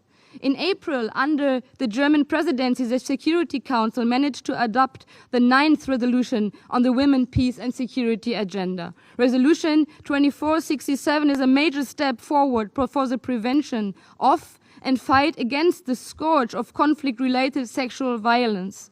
For the first time, the Security Council places a clear focus on the rights and needs of survivors of sexual violence, and delivering justice and accountability is key for survivors of sexual violence. In the context of Iraq and Syria, criminal prosecution of crimes committed by Daesh is a priority for Germany. Germany has also welcomed more than 1,100 Yazidi refugees to Germany. Our government is well advanced in proceedings against members of IS and the Syrian regime. Madam President, last but not least, allow me to make a remark on behalf of the 61 member states of the group of Friends of the African Women Leaders Network, which Germany proudly co-chairs with Ghana. The African Women Leaders Network has, since its established in 2017, brought to the fore women's leadership and participation in peace, security, and sustainable development in Africa. The meaningful participation of women in peace, security, and peace-building processes requires moving beyond the numbers to real qualitative representation. Let me underline 3 points in short that I deem critical in their approach. First, capacity building to enhance women's qualitative participation. Second, a bottom-up approach from the grassroots level to the local and national levels. I particularly welcome the establishment of the group of Friends and to date 8 national chapters of the African Women Leaders Network. The target is to reach 25 national chapters before the end of 2020. Third, we must achieve the integration of youth in this work by a dialogue, for example, between young and experienced women leaders. Ladies and gentlemen, the countdown to the 20th anniversary for our common agenda starts today. Time is running, and time can be on our side if we make the best use of it. Thank you. I thank the representative of, I beg your pardon, Ms. Muntefering of Germany for her statement, and I now call on the representative of the United Kingdom. Well, thank you very much indeed, Madam President, and thank you for coming here today. And thank you particularly, along with the German Minister, for creating an environment where over 2/3 of the people sitting around this table are women. So that is fantastic, a taste of things to come, and I hope you will visit us often. I also wanted to congratulate you for the fantastic record of South Africa with that 30% figure that you gave us and your military colleagues sitting in the chamber. That's incredibly impressive. Thank you for your commitment to carry on producing women for these peace support, peacekeeping operations. The United Kingdom joins you in that commitment. Sadly, we're only at 17%, so you have a march on us, Madam President. But I think, nevertheless, there is more that all of us can do in that regard. As other speakers have said, this is a timely debate, a year ahead of the 20th anniversary of Resolution 1325. It's a good opportunity for us to reflect on the achievements and challenges in fully implementing that resolution. But as we've heard from all the fantastic briefers today, and as the Executive Director of UN Women eloquently made clear, we must raise our ambition. We must commit to even more radical change. And we need to ask ourselves, 20 years and 10 resolutions later, why is there still such a stark implementation gap when all the evidence suggests that incorporating gender perspective helps achieve sustainable peace and security? So I think, again, as the Executive Director of UN Women said, that's a question we need to ask ourselves all the time as we design any peace process or any international mechanism, project, program. How can we make sure that we're living up to the full implementation of 1325? And this obviously means putting a particular focus on designing inclusive processes from the outset. Arms and territory shouldn't be the only reason that negotiators get a seat at the table. That's not right morally, it's not sensible economically, and it's not sensible and feasible if you want a just and a lasting peace settlement. I'm not sure, Madam Chairman, this year the UK funded the Gender Action for Peace and Security to deliver consultations with civil society in our 9 National Action Plan focus countries. And we did this because we wanted to better understand how we can identify and therefore overcome those gaps. So we are taking concrete steps to promote and protect women peace builders and human rights defenders. We are providing sustainable multi-year funding, and we're ensuring that we practice what we preach in terms of representation and policy. As I look ahead to 2020, I hope we can have an effort right the way across the United Nations, not just in New York, but right across the whole UN system, in the field and in the other headquarters buildings, to focus efforts on full implementation of 1325. For our part, we will be particularly working on increasing women's meaningful participation in peace processes, notably in Afghanistan, South Sudan and Yemen. And the German minister explained very eloquently what was happening in Afghanistan, so I won't repeat that. In Yemen, the United Kingdom is funding a gender advisor and senior inclusion position within the US Special Envoy's office so that we can build on his work to take forward women's participation in the peace process. In South Sudan, ahead of November's deadline for a transitional government, we are continuing to work with local women's groups to advocate for an inclusive process. And of course, with my very good friend and colleague, the Afghanistan PR, we have set up a women's group in New York, which the US ambassador is also part of, to take forward the participation of women in that very important peace process. If I can turn to the UN, and again, a number of our speakers mentioned the UN obviously has a huge role to play in implementing 1325. On the 19th anniversary, so with a year to go to do something about it, the United Kingdom would like to invite the UN to make progress in 3 particular areas.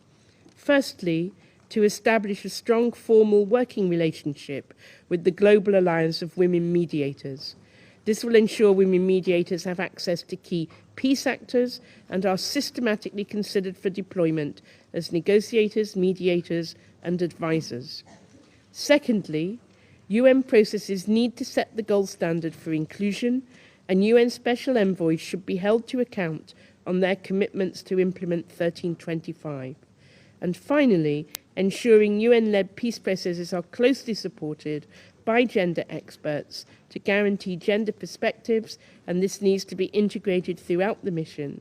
This is not a desirable, it's not a nice to have, it's an intrinsic part of any successful peace process.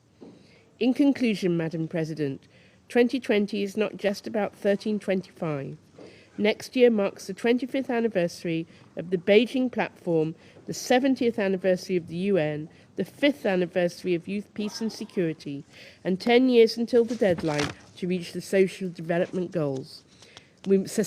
Development Goals. We cannot let this moment slip through our fingers, Now is the time to make progress on WPS and gender equality, and the UN and the Member States have a responsibility to deliver all of this next year. Thank you.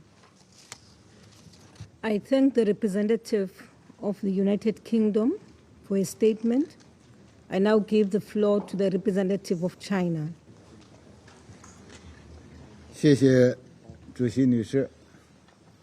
主席女士，在正式发言之前，我要向你保证，尽管我是坐在这个桌子上的1/3的那一部分，但是我和我的同事会尽最大的努力，为促进男女平等，为促进妇女事业的发展，做出我的努力。主席女士，中国代表团感谢古特雷斯秘书长、妇女署执行主任努卡、非盟妇女和平与安全问题特使迪奥普女士的通报。我们也认真听取了艾高莫女士和萨拉赫女士的发言。中方欢迎安理会刚刚通过第2492号决议，对南非政府和南非常驻团所做的努力表示赞赏。明年是安理会确立妇女和平与安全议程20周年，也是联合国成立75周年和北京宣言和行动纲领通过25周年。国际社会应以此为契机，认真回顾和总结妇女和平与安全领域的成就和不足，为下步合作找准方向，增加共识。中方愿积极支持和参与第1325号决议落实情况的全面审议，与各方共同努力，推动联合国在妇女和平与安全领域工作迈上新的台阶。多年来，在安理会和各方大力推动下，妇女在和平与安全领域发挥越来越突出的作用，日益成为和平进程的重要参与者和贡献者。越来越多的女性在联合国总部和特派团等担任高级职务。女性维和士兵和警察的数量也在逐渐增加。在受冲突影响的国家，广大女性在预防冲突、调解斡旋、建设和平等方面或缺的作用，对女性的保护和救助措施也越来越完善。国际社会应继续加强协作，充分发挥妇女在维护国际和平与安全方面的重要作用。一要坚持通过对话协商、政治解决热点问题，创造有利于女性生存发展的国际环境。安理会应切实履行维护国际和平与安全的首要职责，既要采取有效措施，向受冲突影响的妇女提供全面安全保障，开展人道救援，更要大力推进政治进程，促进和平解决争端，使妇女免受战乱之苦和恐怖主义、暴力极端主义危害。应确保妇女在和平进程各阶段享有充分参与权和决策权，同时参与和平进程的妇女代表应真正反映当地妇女的呼声。中国维和女士兵和医疗队不畏艰苦，在有关冲突地区积极维护和平，帮助和照顾妇女儿童，成为一道道亮丽的风景线。二要标本兼治，消除冲突根源问题，切实加强妇女能力建设，确保其有效参与和平进程，帮助妇女实现平等发展，脱离贫困，接受高质量教育，是他们有效参与和平进程的重要条件。应积极帮助当事国开展冲突后重建，重点加强其能力建设，确保发展惠及包括妇女在内的全体人民。因为受冲突影响国家实现性别平等和妇女赋权提供支持，提供专项资金，开展支持妇女能力建设项目。长期以来，中国通过中非合作论坛、中阿合作论坛等平台，为有关冲突国家在妇女赋权、反恐、预防冲突等领域提供了大量支持。中方正积极履行中国国家主席习近平在2015年全球妇女峰会上作出的承诺，在健康、教育、职业技术培训等领域为发展中国家妇女和女童提供帮助。我们将以北京宣言和行动纲领25周年为契机，深化同各方合作，推动妇女事业进一步发展。三要充分尊重当事国主权和意愿，确保联合国各机构发挥各自专长，形成合力。当事国在促进妇女有效参与和平进程中负有首要责任，应根据本国国情采取适当措施。安理会、经社理事会、建设和平委员会和妇女署等相关机构应根据各自授权，充分发挥自身优势，并加强协调，共同推动妇女在和平与安全领域发挥重要作用。区域和次区域组织最了解实际情况，可以提供有针对性的解决方案。应充分尊重非盟、阿盟等有关区域和次区域组织自主权和独特作用，加强政策交流，分享最佳实践。非政府组织开展活动要遵守当事国法律，尊重当事国政府主导权，与当事国充分协商，发挥建设性作用。在此方面呢，中方对刚刚通过的2492号决议第6执行段是有保留的。关于安理会妇女和平与安全问题非正式专家小组工作，中方注意到其做出的有关努力。该小组不是安理会的正式机构，任何以安理会名义开展的工作，必须以符合安理会授权和议事规则的方式，尊重安理会所有成员的意见，否则其决定没有权威性和道义约束力。我谢谢你，主席女士。I thank the representative of China for his statement. I give the floor to the representative of Belgium.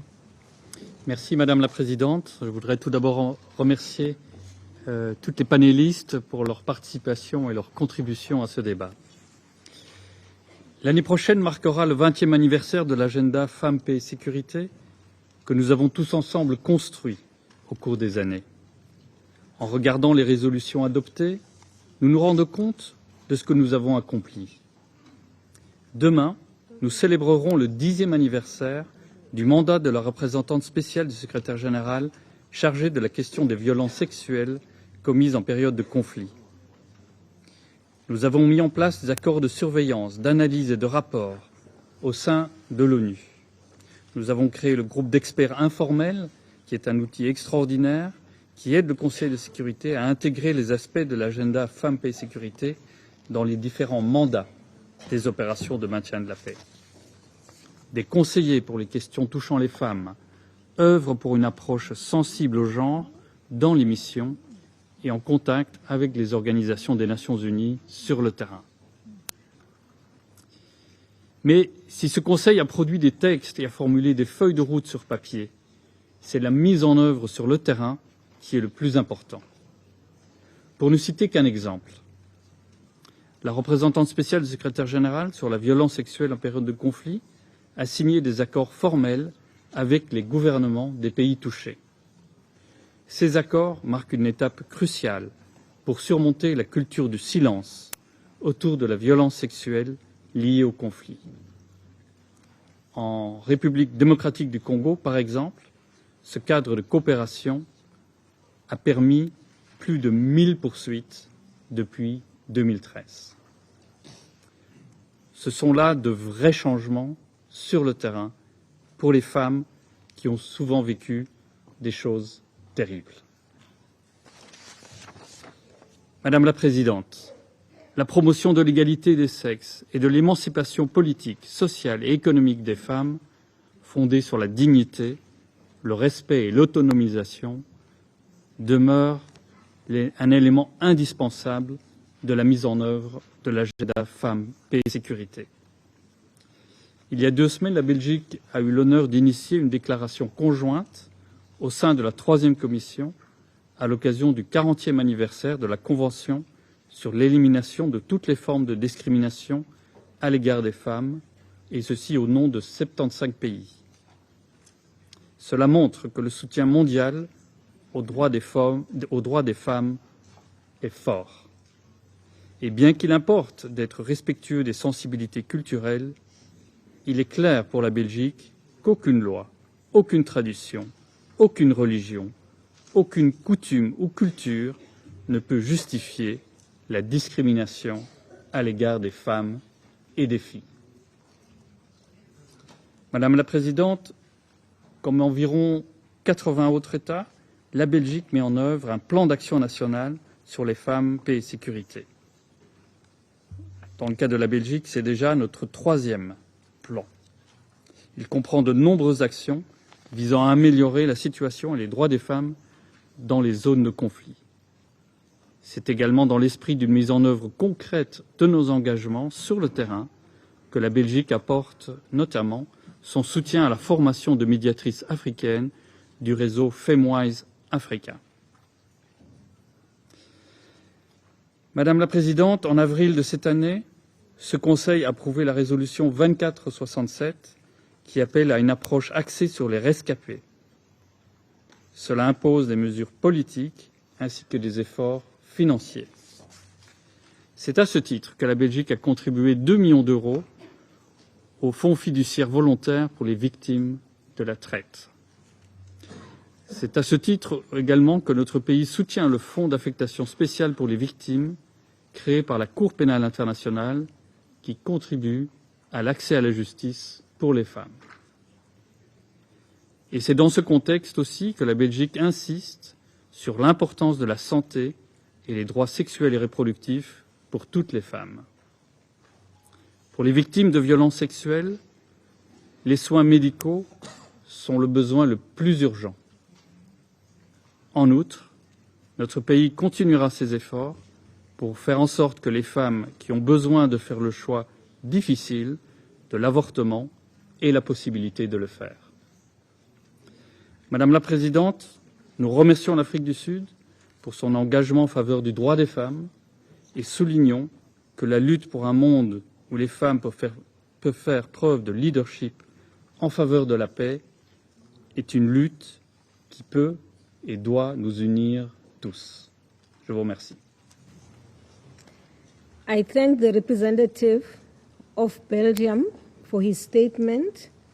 I give the floor to the representative of Dominican Republic. Gracias, señora Presidente. Permítame agradecer a Sudáfrica por convocar a este debate abierto y en especial a las distinguidas exponentes por sus presentaciones y recomendaciones. La igualdad de género, la promoción y protección de los derechos humanos de las mujeres, así como su plena participación y empoderamiento político, social y económico, juegan un papel fundamental en la prevención y solución de los conflictos armados. Y aún más, el rol de las mujeres en la consolidación y el mantenimiento de la paz, en la prevención de la violencia sexual y en la protección de mujeres, niñas y niños no solo es esencial, sino imprescindible. Escuchar a Ala Salah y su extraordinaria historia nos presenta un ejemplo de cómo la voz de las mujeres jóvenes trae consigo una fuerza poderosa y transformadora. Señora Presidenta, a pesar de las resoluciones adoptadas e indiscutibles progresos alcanzados, seguimos enfrentando retos para implementar la Agenda Mujeres, Paz y Seguridad. Si bien ha ganado fuerza normativa desde la Resolución 1325, creemos que es necesario fortalecer los compromisos ya asumidos de todos los actores para promover la agenda en su conjunto y avanzar con su plena implementación. En ese proceso es elemental la cooperación con y el apoyo a la sociedad civil, incluyendo a mujeres consolidadoras de paz, mujeres jóvenes y defensoras de derechos humanos, quienes juegan un papel central en la prevención y resolución de conflictos. Pero las amenazas, intimidación y violencia a las que se exponen hacen un llamado urgente a establecer y reforzar los mecanismos para su protección. En el incipiente proceso político en Siria, gracias a la facilitación de estas Naciones Unidas y de este Consejo, cerca de un 30% del Comité Constitucional llamado a generar una transformación política nacional está compuesto por mujeres. Es imperativo garantizar un ambiente seguro e inclusivo en esta coyuntura tan crítica en la construcción de la paz en el país. Señora Presidenta, el Grupo Informal de Expertos sobre Mujeres, Paz y Seguridad nos ha servido como plataforma clave para mejorar la implementación sobre el terreno de la agenda. Seguimos comprometidos a trabajar para facilitar un enfoque más sistemático del trabajo de este Consejo, incluyendo en sus resoluciones, informes y visitas al terreno. En innumerables contextos, la desigualdad de género, exacerbada por la acción indiscriminada de grupos armados y la proliferación de armas, son una de las principales causas de violencia, en particular la violencia de género. Defendemos la necesidad de vincular los derechos de las mujeres con la consolidación de la paz. Por ello, es importante la capacitación del personal de mantenimiento de la paz y tomar en cuenta asuntos de género en el diseño, planificación, ejecución y evaluación de las operaciones de paz, así como el aumento del número de mujeres en tropas desplegadas. Es crucial incluir datos desagregados por género en los informes de las misiones, el despliegue de asesores de género y protección de la mujer, así como el fortalecimiento de políticas de tolerancia cero para los actos de violencia sexual y por motivos de género. Señora Presidenta, encomiamos la labor realizada por el Departamento de Asuntos Políticos y Consolidación de la Paz, el Departamento de Operaciones de Paz y ONU Mujeres, y aprovechamos para felicitar la iniciativa de fortalecer la cooperación, lo que se permite tener acceso a capacidades políticas y técnicas sobre mujeres, paz y seguridad en apoyo a los esfuerzos colectivos del sistema de Naciones Unidas.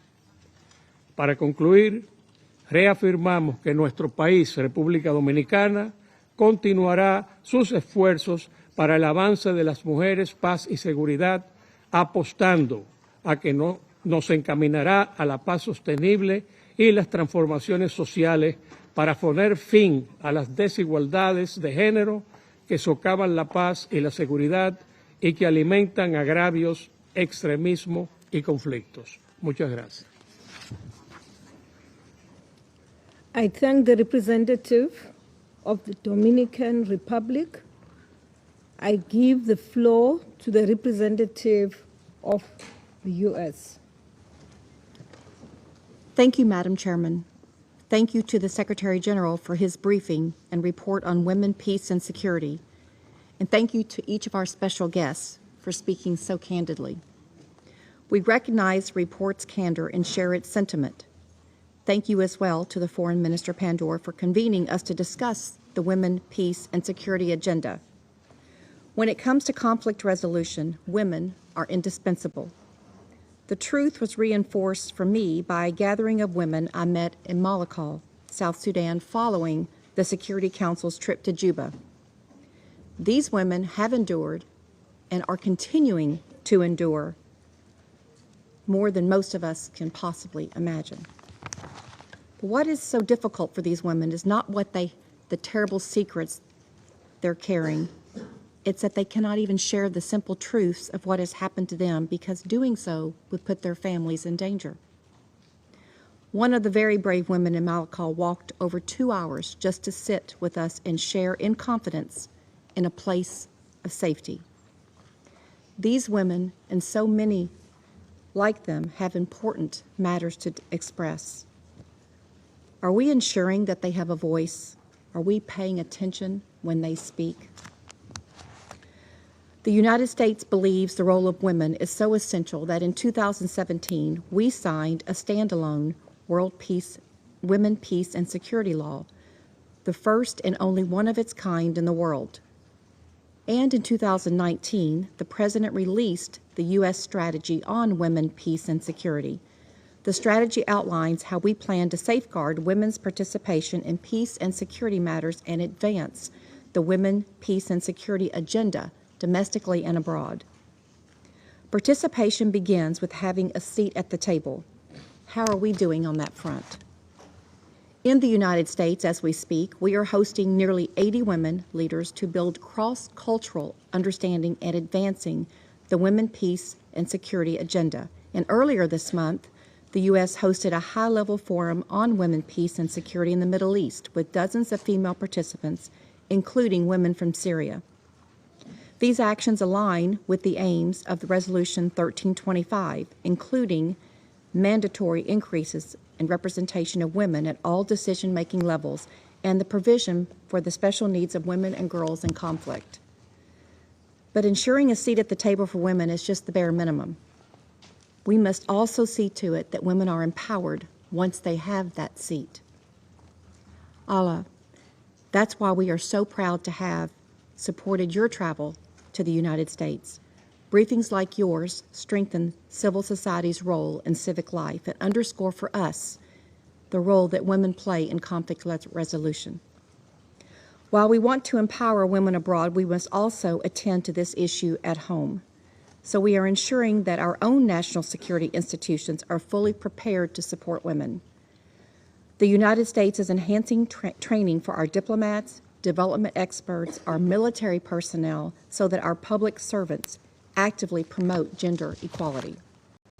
Lastly, our partner governments must work toward full equality for women, including girls, and secure women's inclusion in all stages of conflict resolution.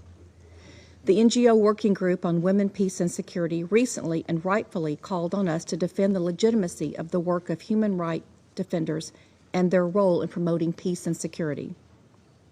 We read their open letter to member states with great interest and agree that women's full, effective, and meaningful participation in all aspects of peace and security must be non-negotiable and safeguarded. One place we can heed this call is in the Secretary General's report on the verification mission in Colombia, which stresses the need to address killings of human rights defenders and social leaders and the specific risk faced by women leaders. We can also heed this call by responding to the Secretary General's request for more member states to create national action plans to advance the women, peace, and security, as Colombia is now doing through a joint partnership with the United States. The U.S. is ready to support all member states in crafting and implementing women, peace, and security action plans and strategies. But if there is one lesson I have drawn from the past few weeks, it is that this entire council has a moral obligation to follow through. So many women in Malakal in South Sudan and in conflict zones around the world are faithfully walking the road to peace. But they need to know they're not on this road alone. And so I need to ask you the final two questions. Will we all commit to ensuring that all women have a voice? Will we pay attention to what they are telling us? Thank you. I thank the representative of the United States for his statement. I give the floor to the representative of Poland. Thank you, Madam President. We commend South Africa for convening this important debate. We welcome the focus of the debate on the implementation of Women, Peace, Security agenda and making our common commitment a reality. We congratulate South Africa for their leadership and efforts in bringing a new resolution on women, peace and security. Poland was pleased to support the resolution adopted today. Madam President, the need to include women in peacebuilding, conflict prevention and conflict resolution has been gradually acknowledged by the international arena. The Women, Peace and Security agenda has been greatly enriched over the last 19 years, including by highlighting the disproportionate impact of armed conflict on women and girls, the great benefits of enhancing the involvement of women in conflict prevention and disarmament initiatives, as well as the peace processes and the absolute necessity to tackle the scourge of conflict-related sexual and gender balance violence as a tactic of war. It is also widely understood that women and men have different experiences and needs both during and post-conflict, and that women have a unique set of challenges related to peacebuilding and security. There is no doubt that in spite of such achievements, much has still to be done.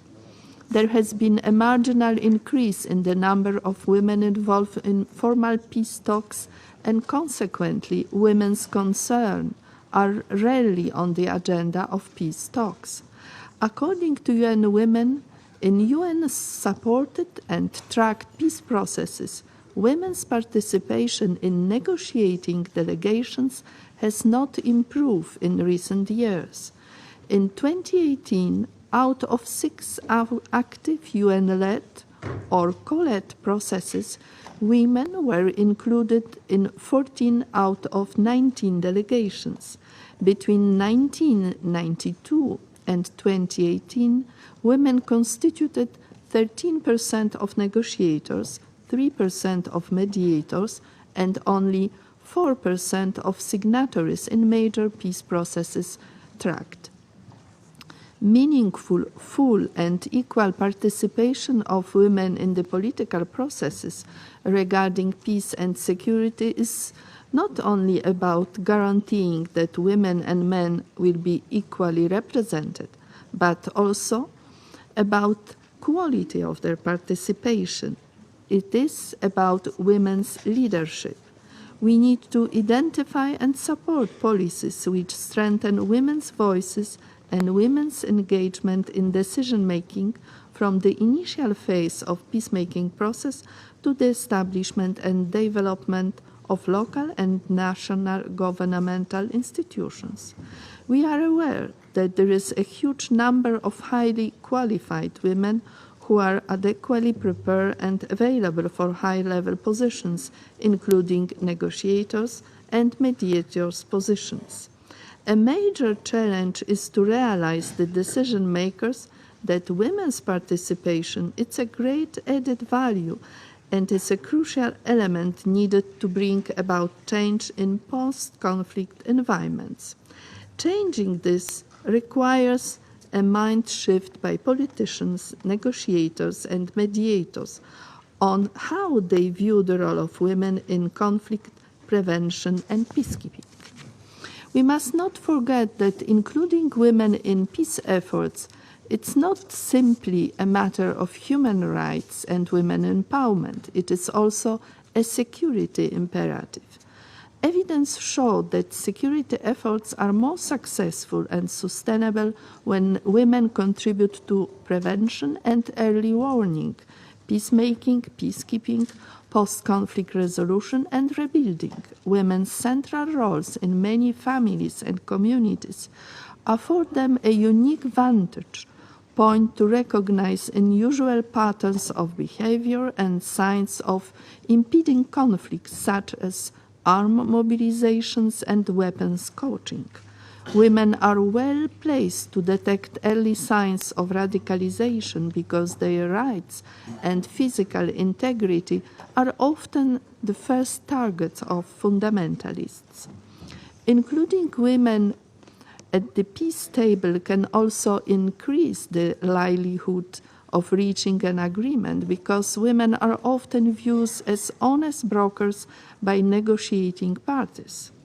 One study found that substantial inclusion of women and civil society groups in a peace negotiation makes the resulting agreement 64% less likely to fail, and according to another study, 35% more likely to last at least 15 years.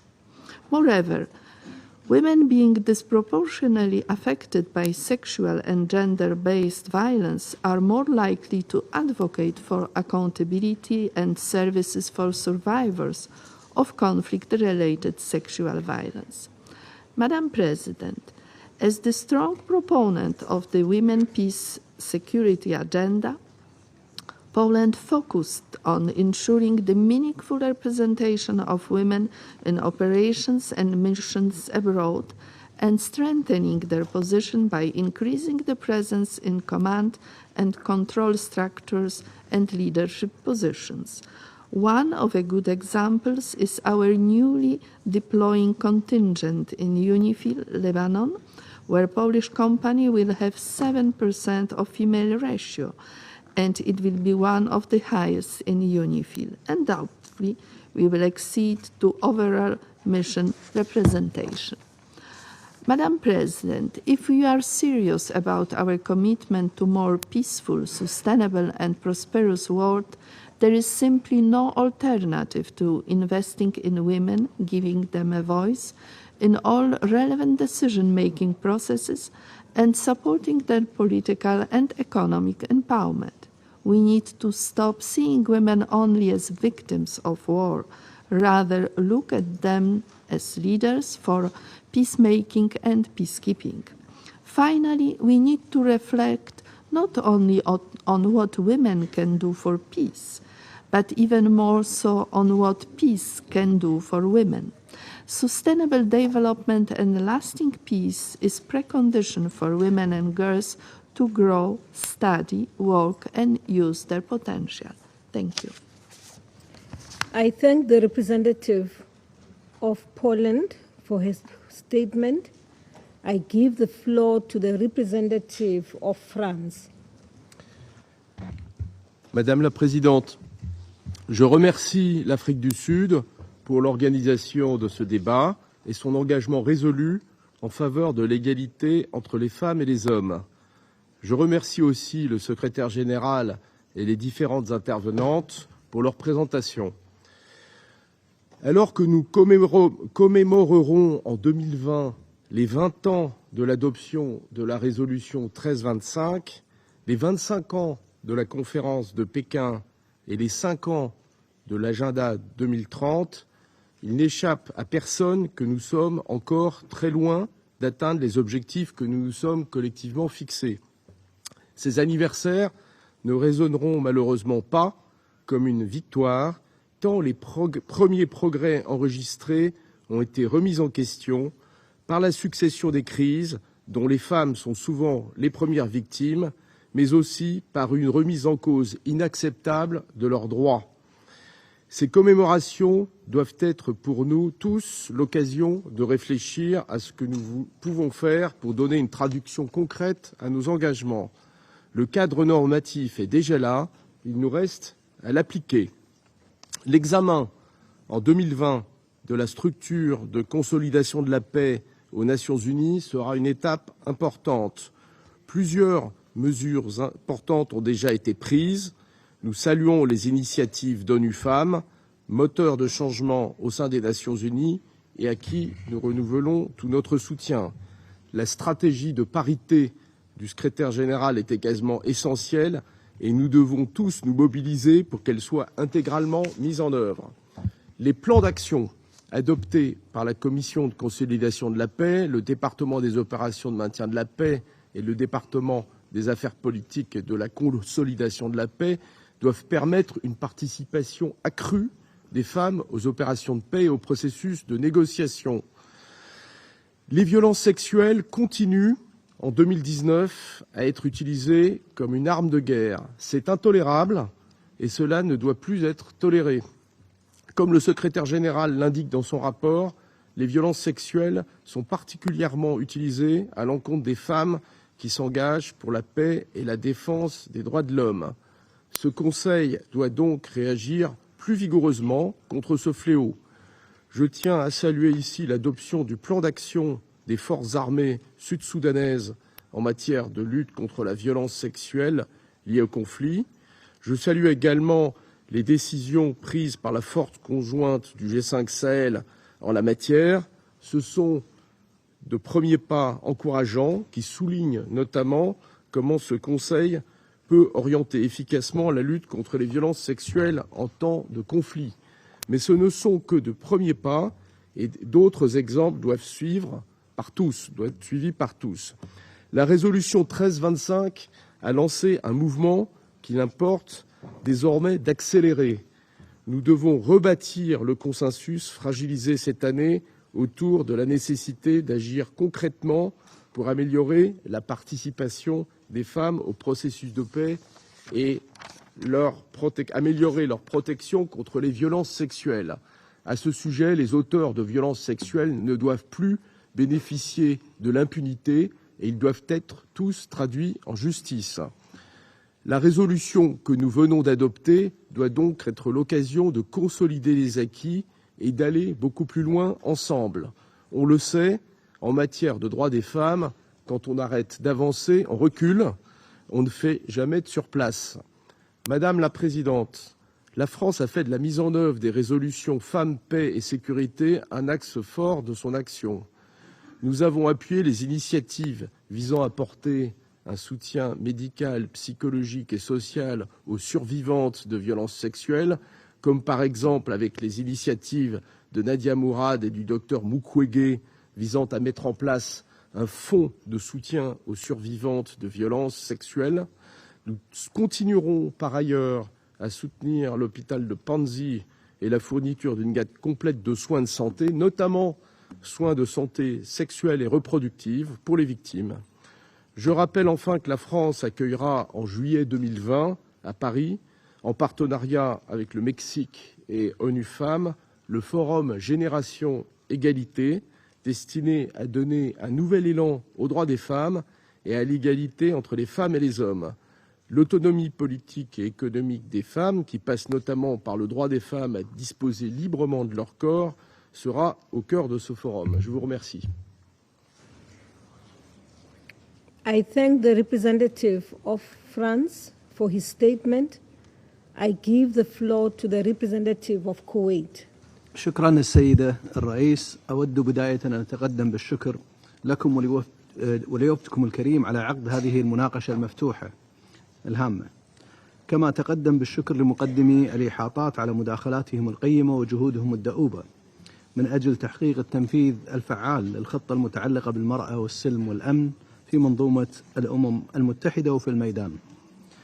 كما أنتهز هذه الفرصة لأهنئ وفدكم على اعتماد القرار رقم 2493 اليوم، ونثمن الجهود المبذولة من قبل وفد جنوب أفريقيا خلال المفاوضات.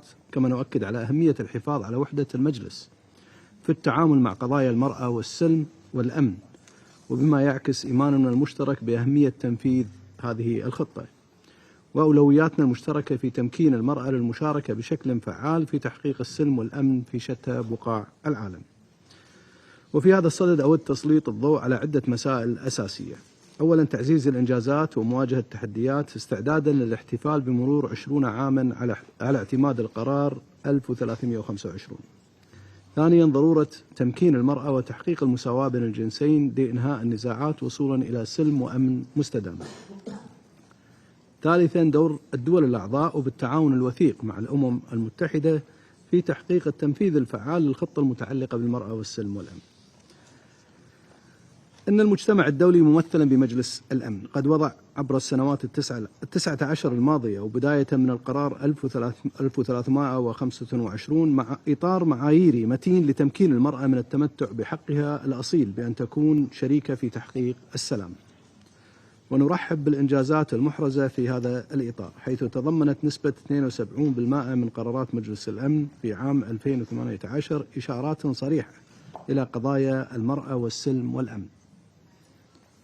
كما أن جميع البعثات التي اطلع بها المجلس خلال هذا العام أدمجت فيها عناصر تتعلق بالمرأة والسلم والأمن، وشملت إجراء لقاءات مع مجموعات النساء المحلية. كما أن بعثة الأمم المتحدة لحفظ السلام في قبرص مثالا يحتذى به فيما يمكن تحقيقه نحو تمكين المرأة في بعثات السلام، حيث تتبوأ المرأة منصب قائدا للبعثة ضمن 3 مسؤولين نساء يمثلون القوات العسكرية والشرطة والقطاع المدني. ولكنه بالرغم من تلك الإنجازات لا تزال هناك تحديات أمام تحقيق مشاركة المرأة الكاملة في حفظ السلم والأمن الدوليين. ومن ضمن تلك التحديات استمرار مختلف أشكال العنف ضد المرأة بما فيها العنف الجنسي المتصل بالنزاعات، وعدم تجاوب الاستجابات الإنسانية مع احتياجات النساء والفتيات بشكل كاف، والتمثيل المنخفض للمرأة في العمليات السياسية وعمليات السلام والمناصب القيادية. وبما أن العام المقبل يصادف حلول الذكرى السنوية للعديد من الأطر المرجعية والمناسبات الهامة، مثل الاحتفال بمرور 75 عاما على إنشاء الأمم المتحدة، و25 عاما على اعتماد إعلان ومنهاج عمل بكين، و20 عاما على اعتماد قرار مجلس الأمن 1325 الذي جعل من مشاركة المرأة أمرا محوريا في الجهود المبذولة لمنع نشوب النزاعات وحلها. فهي تمثل فرصة فريدة من نوعها لتضافر الجهود واستكمال النجاح الذي تم إحرازه في تنفيذ خطة عمل المرأة والسلم والأمن والتصدي للتحديات التي تحول دون تحقيق ذلك.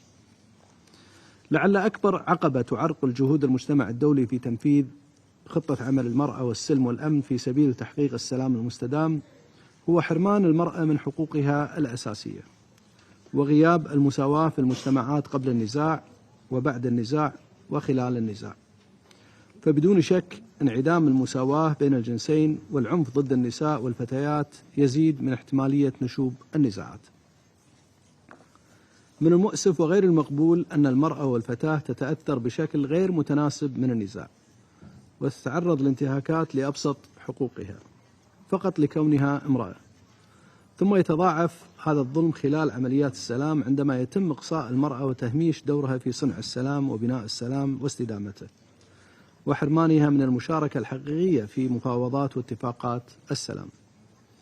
وذلك بالرغم من أن التجارب أثبتت بأن المشاركة الفعالة للمرأة في اتفاقات السلام يزيد من نسبة نجاحها واستدامتها، أي أن تقويض دور المرأة ليس تهميش لها فحسب، بل هو تقويض للجهود المبذولة من أجل تحقيق السلام وتمكينها السياسي والاقتصادي والاجتماعي، هو تعزيز لدعائم الأمن والاستقرار.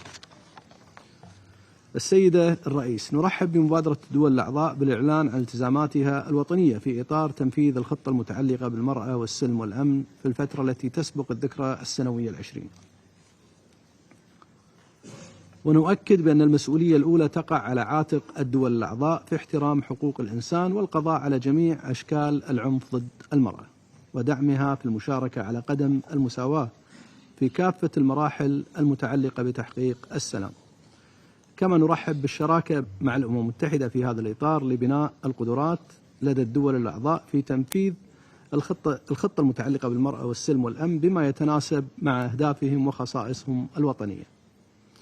كما نعرب عن التقدير لدور المنظمات الإقليمية في هذا الإطار، ولا يفوتنا هنا أن نثني على الخطة الإقليمية للمرأة والسلم والأمن لجامعة الدول العربية، حيث أن للمرأة العربية دور محوري على مر التاريخ في السعي نحو تحقيق السلام في الشرق الأوسط، وتدعم دولة الكويت الالتزام بهذه الخطة وتنفيذها.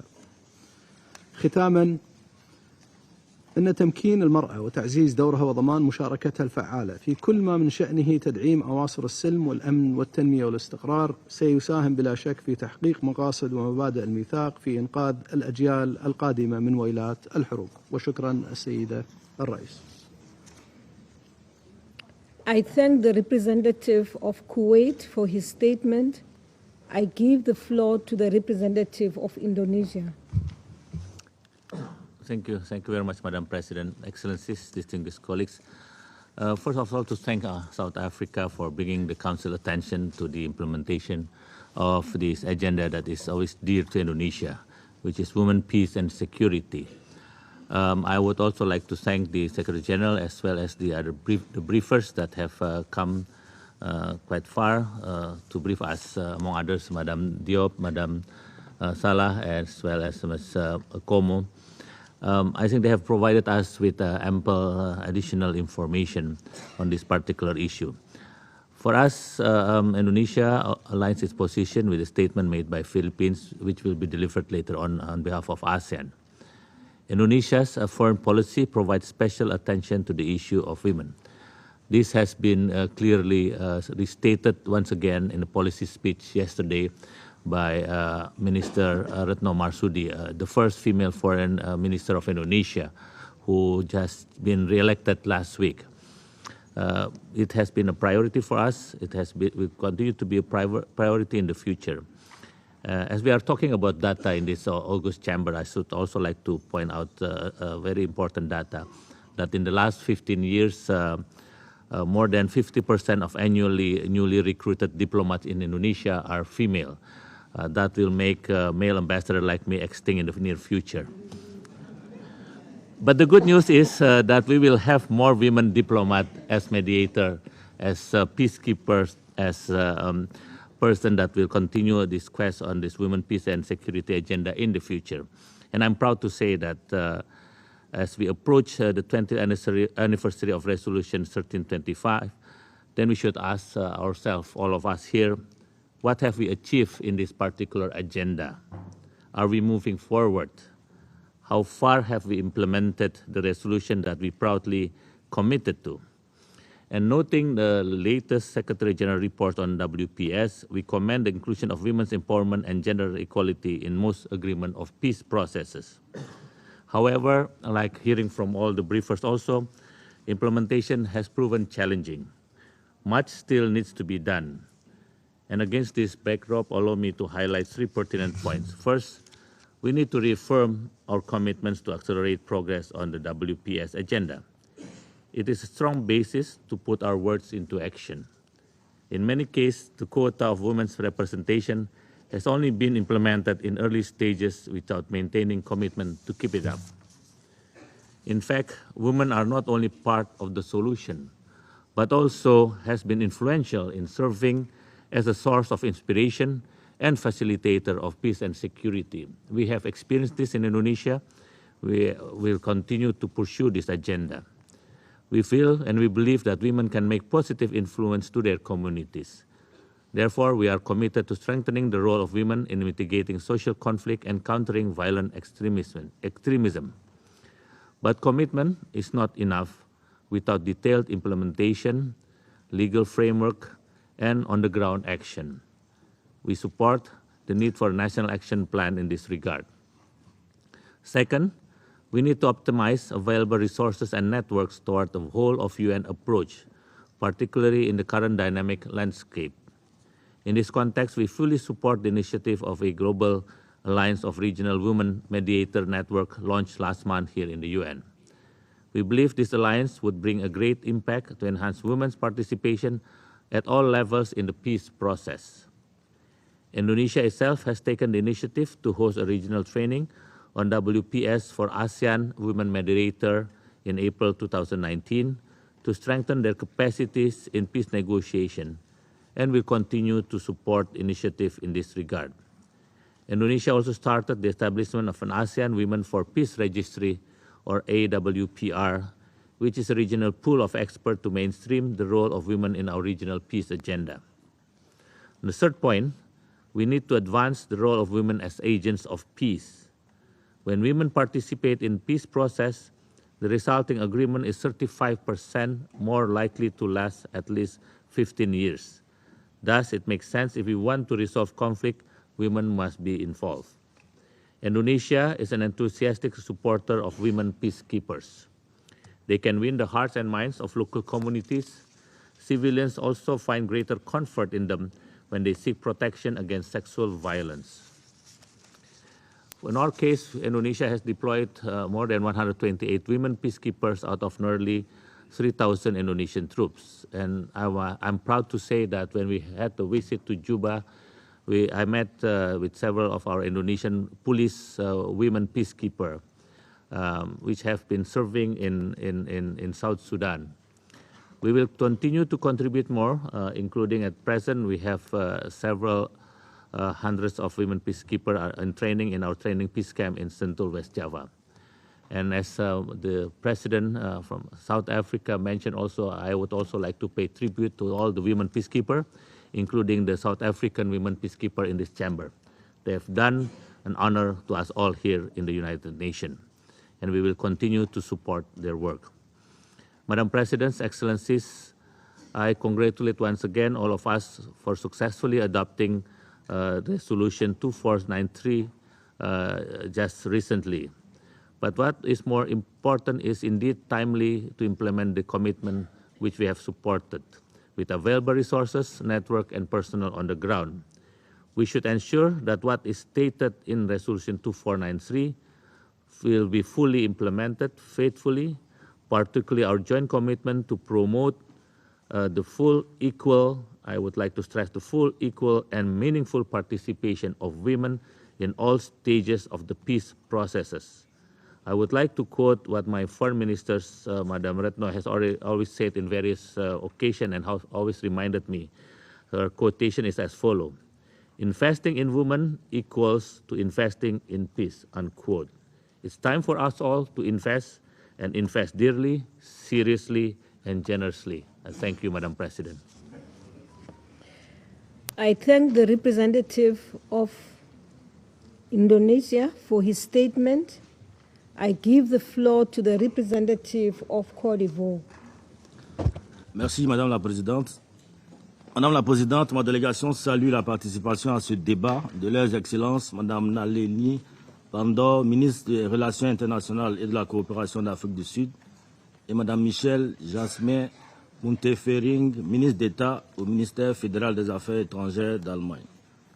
Elle remercie M. Antonio Guterres, secrétaire général des Nations Unies, dont elle apprécie une fois de plus la pertinence des analyses. Elle exprime par la même occasion toute son appréciation aux contributions enrichissantes de chacune des intervenantes. Il s'agit de Mme Mlambo Nguka, directrice exécutive de ONU Femmes, Mme Bineta Diop, envoyée spéciale de l'Union africaine auprès de Women, Peace and Security, Mme Lina Ekomo, ancienne ministre des Affaires étrangères de la République centrafricaine, au nom de Femmes Wise Africa, coordonnatrice Femmes Leader Paix, et Mme Allah Salah, militante de la société civile soudanaise. Madame la Présidente, à l'orée de la célébration du 20e anniversaire de la résolution 1325, il est préoccupant de constater, comme l'indique le rapport du secrétaire général, qu'en dépit de progrès globalement encourageants, la mise en œuvre des engagements convenus en vue d'accroître la contribution des femmes à la paix et à la sécurité reste à ce jour en deçà des résultats escomptés. De nombreuses pesanteurs sociopolitiques, économiques et culturelles continuent d'entraver la participation pleine et entière des femmes au renforcement de la paix et de la sécurité, notamment dans de nombreux pays en proie à des conflits armés ou en phase de sortie de crise. En effet, bien qu'elles figurent parmi les premières victimes de violences en tout genre lors de conflits armés, les femmes continuent d'être confinées dans des rôles périphériques lors des négociations et dans les stratégies de sortie de crise et de consolidation de la paix en dépit de la plus-value qu'elles représentent.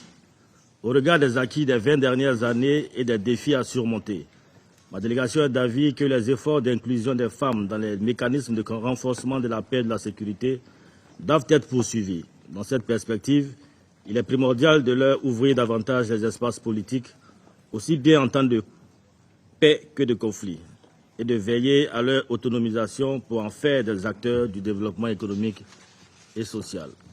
Conscient du rôle déterminant des femmes, le gouvernement ivoirien s'est attelé dès la fin de la crise post-électorale à les placer au cœur de la stratégie nationale de consolidation de la paix à travers le renforcement de leur présence dans les partis politiques et institutions politiques nationales telles que le Parlement et le Sénat.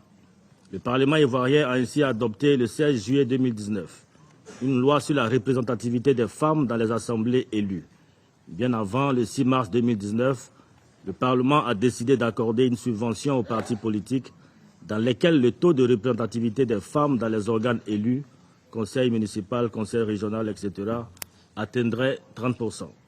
S'agissant de la contribution des femmes à la prévention et à la résolution des conflits, le gouvernement a contribué au lancement le 26 janvier 2018 du réseau national des femmes leaders et s'est engagé pleinement dans la création en juin 2017 du réseau des femmes leaders africaines dont l'action vise à accroître la contribution des femmes à la paix et à la stabilité sur le continent.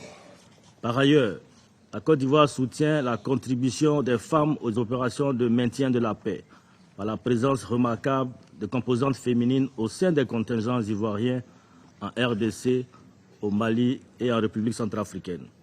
Au plan sous-régional, mon pays soutient les actions du réseau Paix et Sécurité des femmes de l'espace CEDEAO, qui vise à coordonner et optimiser le rôle des initiatives des femmes dans la prévention des conflits, le maintien de la paix, de la sécurité et de la promotion des droits humains, particulièrement ceux des femmes et autres groupes vulnérables. Au plan régional, la Côte d'Ivoire se réjouit de l'engagement de l'Union africaine dans la mise en œuvre de la résolution 1325 dans le cadre d'une approche coordonnée avec les communautés économiques régionales. L'adoption en mars 2018 du cadre des résultats continentaux visant la collecte de données quantitatives et qualitatives sur la mise en œuvre de la résolution 1325 permet ainsi de coordonner et de renforcer les actions majeures entreprises, à savoir la promotion de la parité dans les appareils exécutifs et législatifs, de même que le renforcement du rôle des femmes dans les stratégies de médiation et de prévention.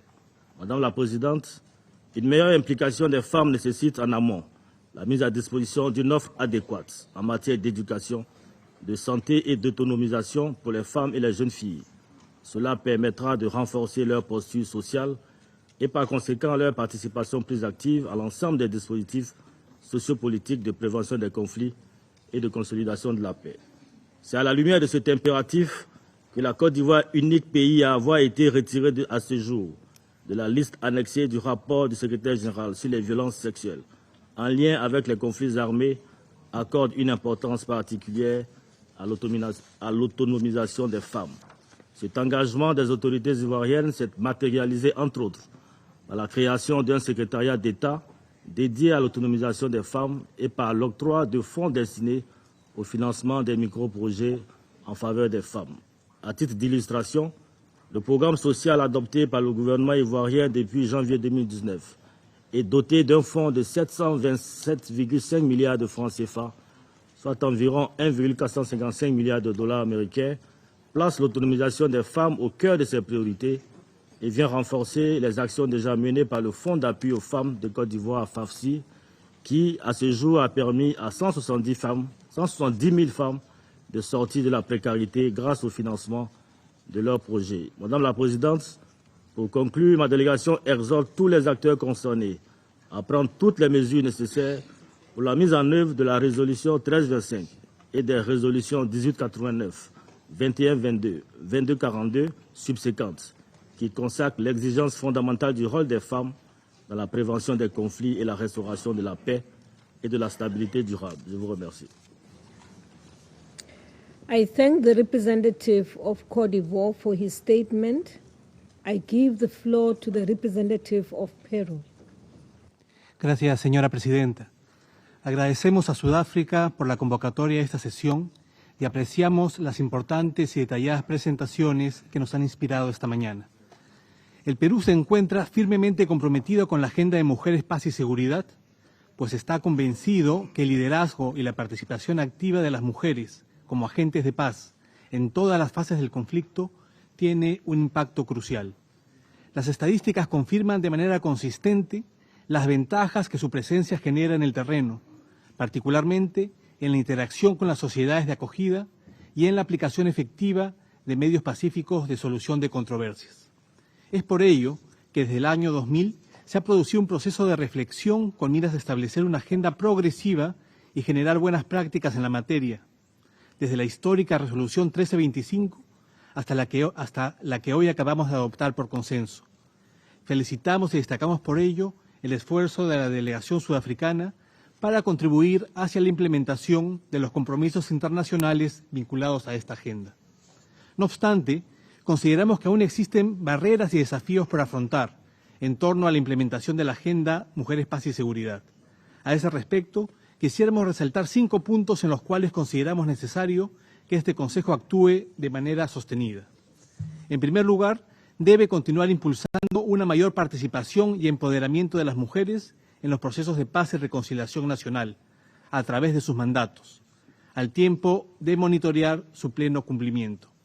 La evidencia es clara y muestra que la significativa participación de mujeres en todos los niveles de la vida política tiene como consecuencia una menor propensión al conflicto y es mucho más efectiva en las labores de mantenimiento y consolidación de la paz y en la defensa de sus derechos.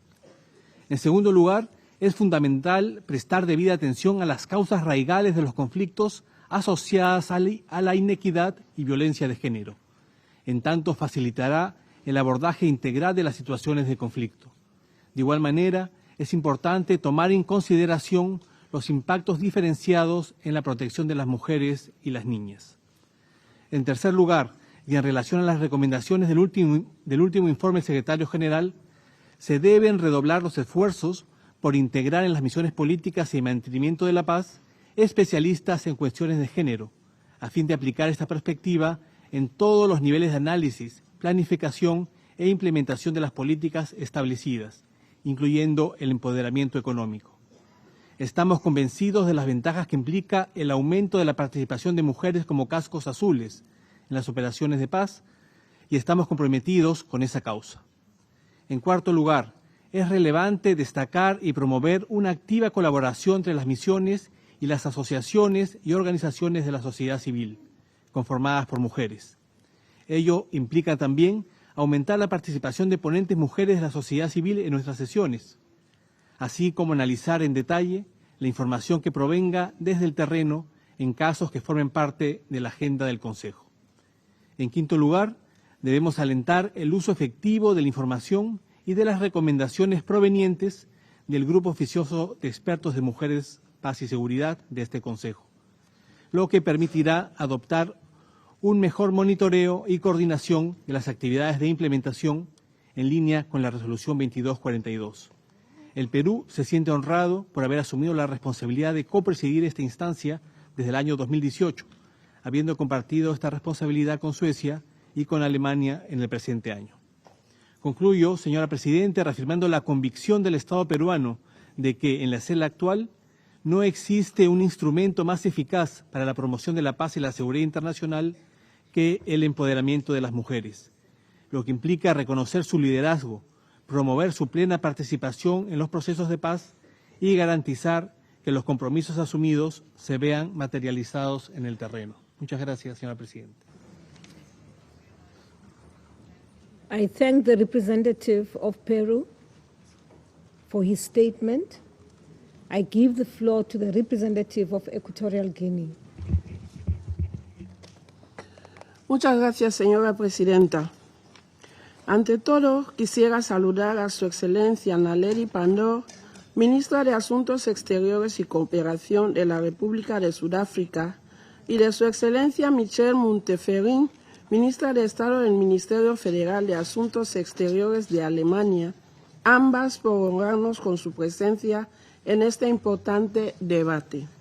Asimismo, queremos brindar una calurosa bienvenida a Su Excelencia Phumzile Mlambo Nguka, Directora Ejecutiva de ONU Mujeres, a la enviada especial de la Unión Africana para la Agenda de Mujeres, Paz y Seguridad, señora Bineta Diop, a la señora Lina Ekomo, exministra de Asuntos Exteriores de la República Centroafricana, en nombre de FemWise Africa y de la Red de Mujeres Líderes Africanas, y de la señora Ala Salah, activista de la sociedad civil y líder comunitario, y agradecerles a todas por sus esclarecedoras intervenciones. Aplaudimos la iniciativa de Sudáfrica por la nueva resolución sobre mujeres, paz y seguridad que acabamos de adoptar, ya que es crucial para avanzar en la implementación de esta importante agenda. Señora Presidenta, Guinea Ecuatorial reconoce la igualdad de género y promueve activamente la participación de la mujer en todos los sectores. No obstante, acogemos con preocupación la publicación de los últimos informes anuales del Secretario General sobre las mujeres, la paz y la seguridad y sobre la violencia sexual durante los conflictos armados. Como han demostrado los testimonios de los oradores, a pesar de los logros conseguidos, aún hay mucho por hacer para asegurar la implementación de esta agenda. En este sentido, apoyamos la nueva estrategia del Secretario General para la paridad de género del personal uniformado en las operaciones de paz para el año 2020 y alentamos a que se continúen apoyando los esfuerzos para asegurar su implementación.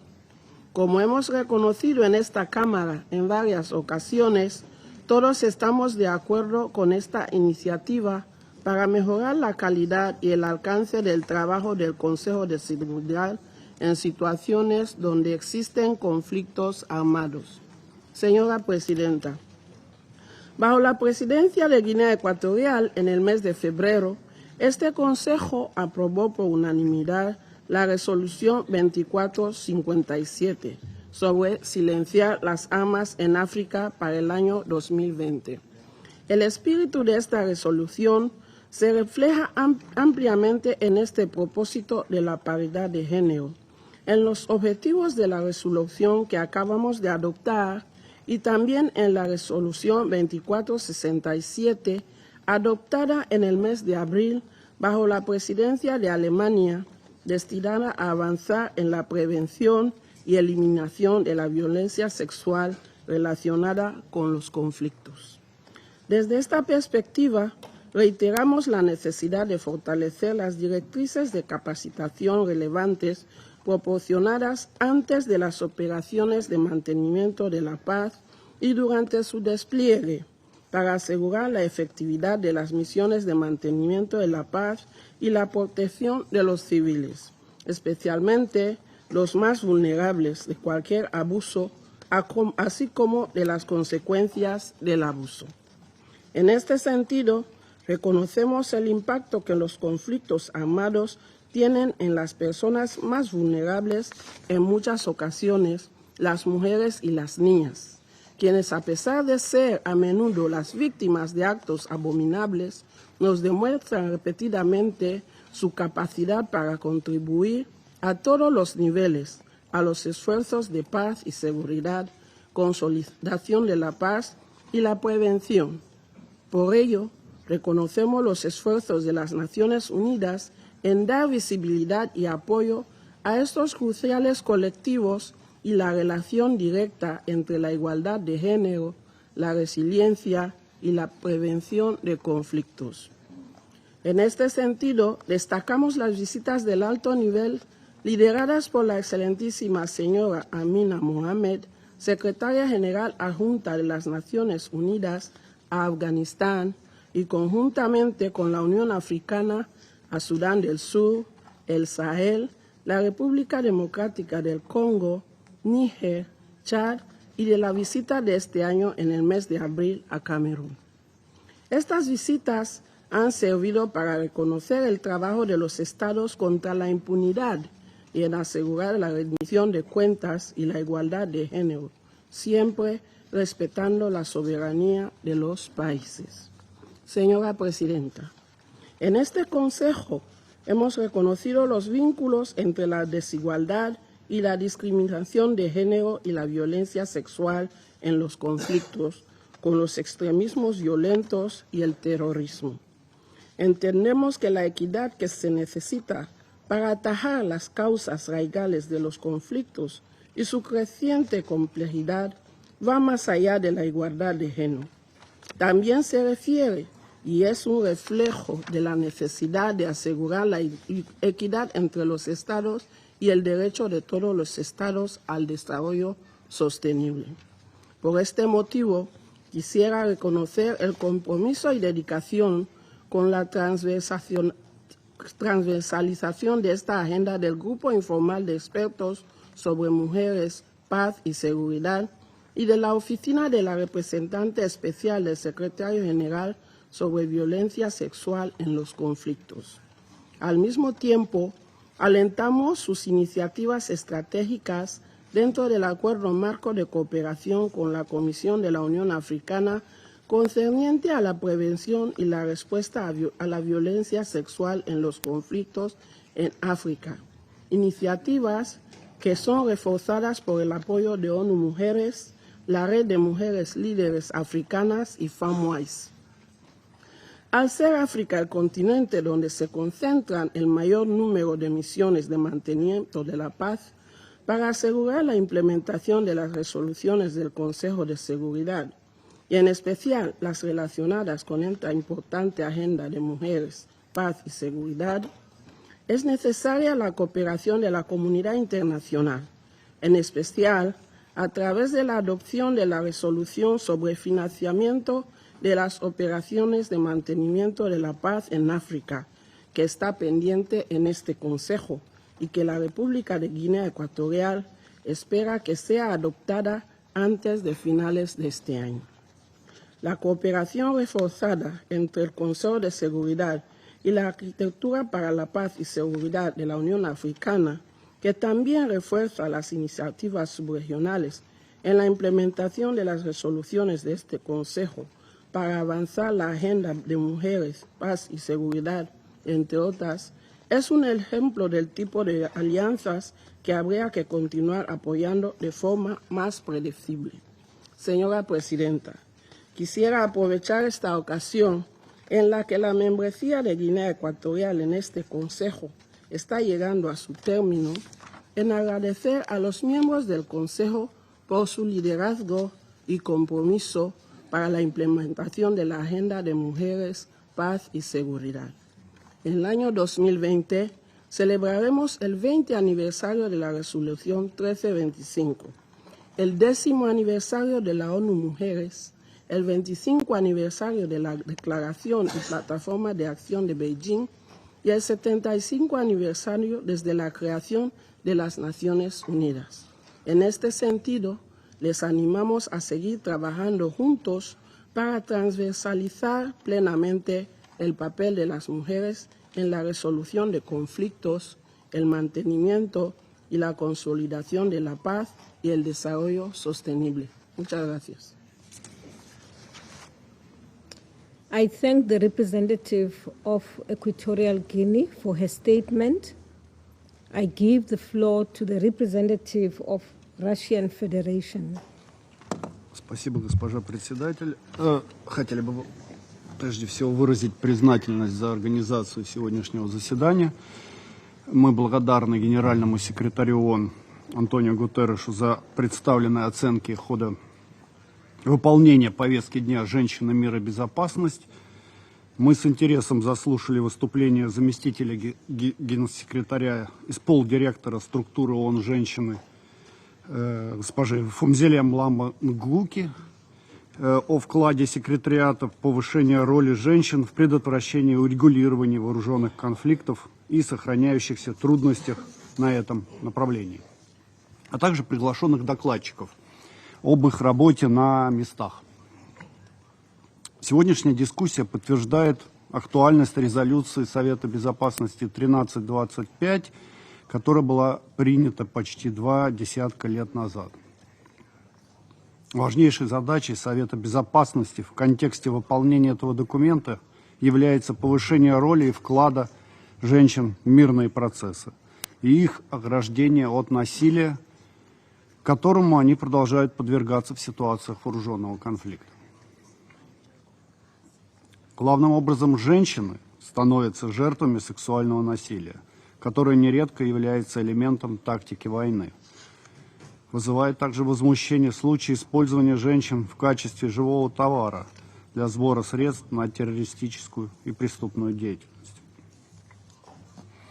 Мы призываем профильные органы системы ООН к более тесной координации с Советом Безопасности в целях пресечения таких вопиющих практик, как секс-насилие и торговля людьми в вооруженном конфликте.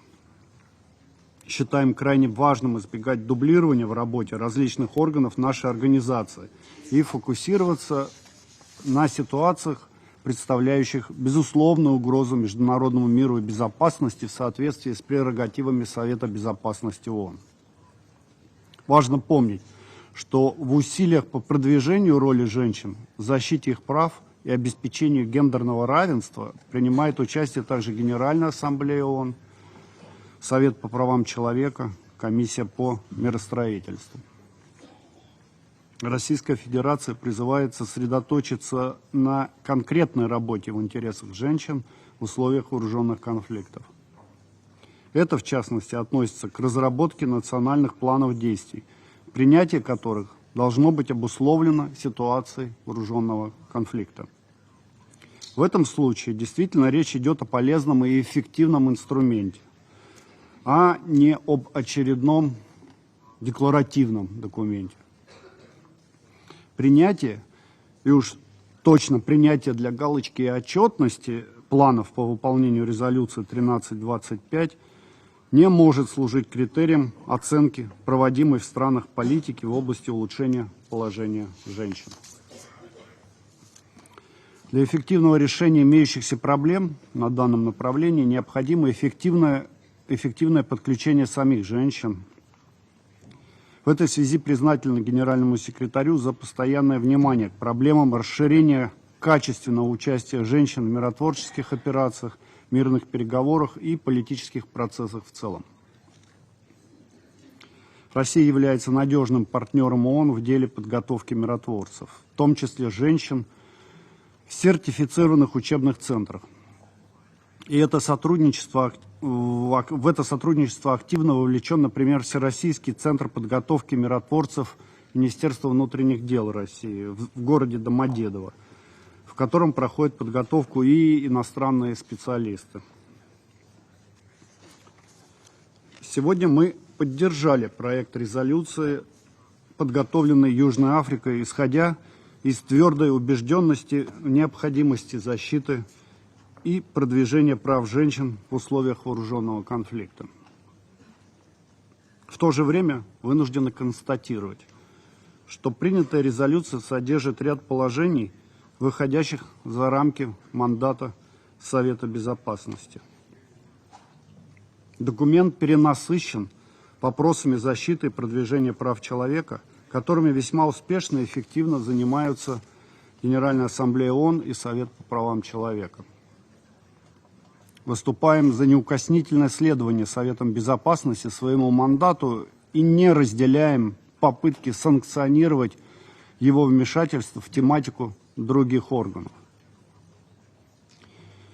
В завершение не можем не поделиться своими оценками в отношении первых лет деятельности неформальной экспертной группы по проблематике женщин, мира и безопасности, работа которой отмечена в только что принятой резолюции.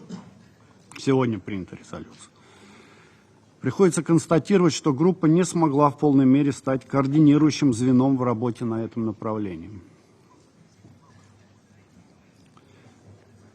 Группа в своей деятельности не смогла избежать определенной политизации, не выработала подлинно транспарентные и демократические процедуры согласования и принятия решений, что является непременным условием для поддержания межгосударственного диалога по столь важной теме. Эти недочеты, безусловно, необходимо устранять, чтобы оправдать ожидания тех государств, которые сталкиваются с конфликтом.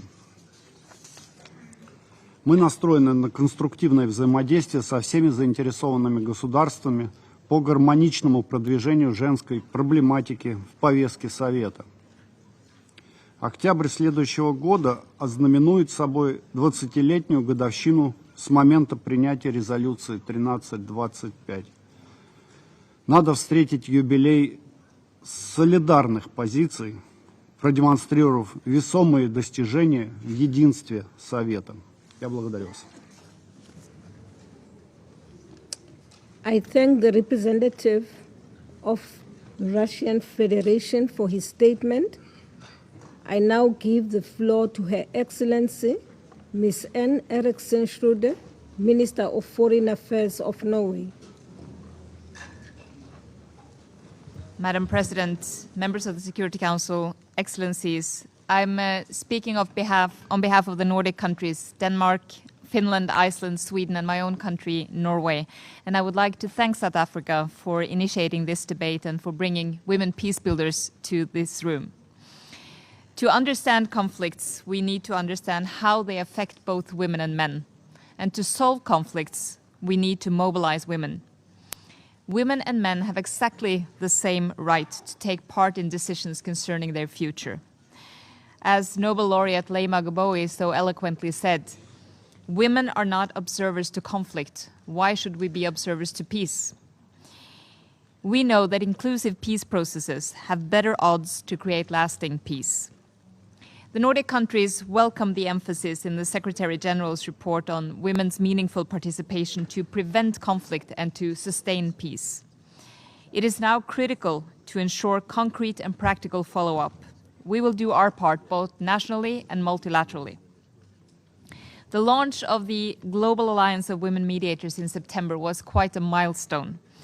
The network not only highlights the large number of women with substantial and different experience in the field of peace and security, it also shows their commitment to participate in and lead processes. We encourage other countries to join Commitment 2025 on women's inclusion in peace processes, which was launched during the UN's High-Level Week in September. And we urge the Security Council to ensure that the situation and roles of women are reflected in the Council's resolutions and mission mandates. Inclusion is also about including different women, rural and urban, young and elder, differently abled, indigenous people, and of different sexual orientation. We are concerned about the widespread violence and repression women peace builders and human rights defenders face, and the persistent impunity for such violence. These women's rights and security are essential to democracy and peace. Supporting women on the front lines working for peace is essential. I would like to highlight the work of the International Civil Society Action Network, the Women's League for Peace and Freedom, and the Global Network for Women Peace Builders. Research continues to link gender-based violence and gender inequality to how vulnerable a society is to civil war and conflict. More needs to be done to eliminate all forms of violence against women and girls, including conflict-related sexual and gender-based violence. We must counter attacks on women's full and equal enjoyment of human rights, ensure sexual and reproductive health rights, and strengthen services for survivors of sexual violence. We strongly support the mandate of the Special Representative on Sexual Violence in Conflict and welcome the Mukwege and Murad Fund. Madam President, in my national capacity as Norway's Foreign Minister, I would like to announce that we will support this fund. I would also like to draw your attention to the recently launched Women, Peace and Security Index. It measures women's situation globally by 3 key dimensions: inclusion, justice, and security. Lastly, the Handbook on Prevention and Response to Conflict-Related Sexual Violence for use in UN operations is forthcoming, as of tomorrow, actually. We are focusing a lot of our attention to resolutions. I think we need to focus equally on the implementation of the resolutions. South Africa, supported by NGO Working Group and others, did secure language on full implementation of former resolutions.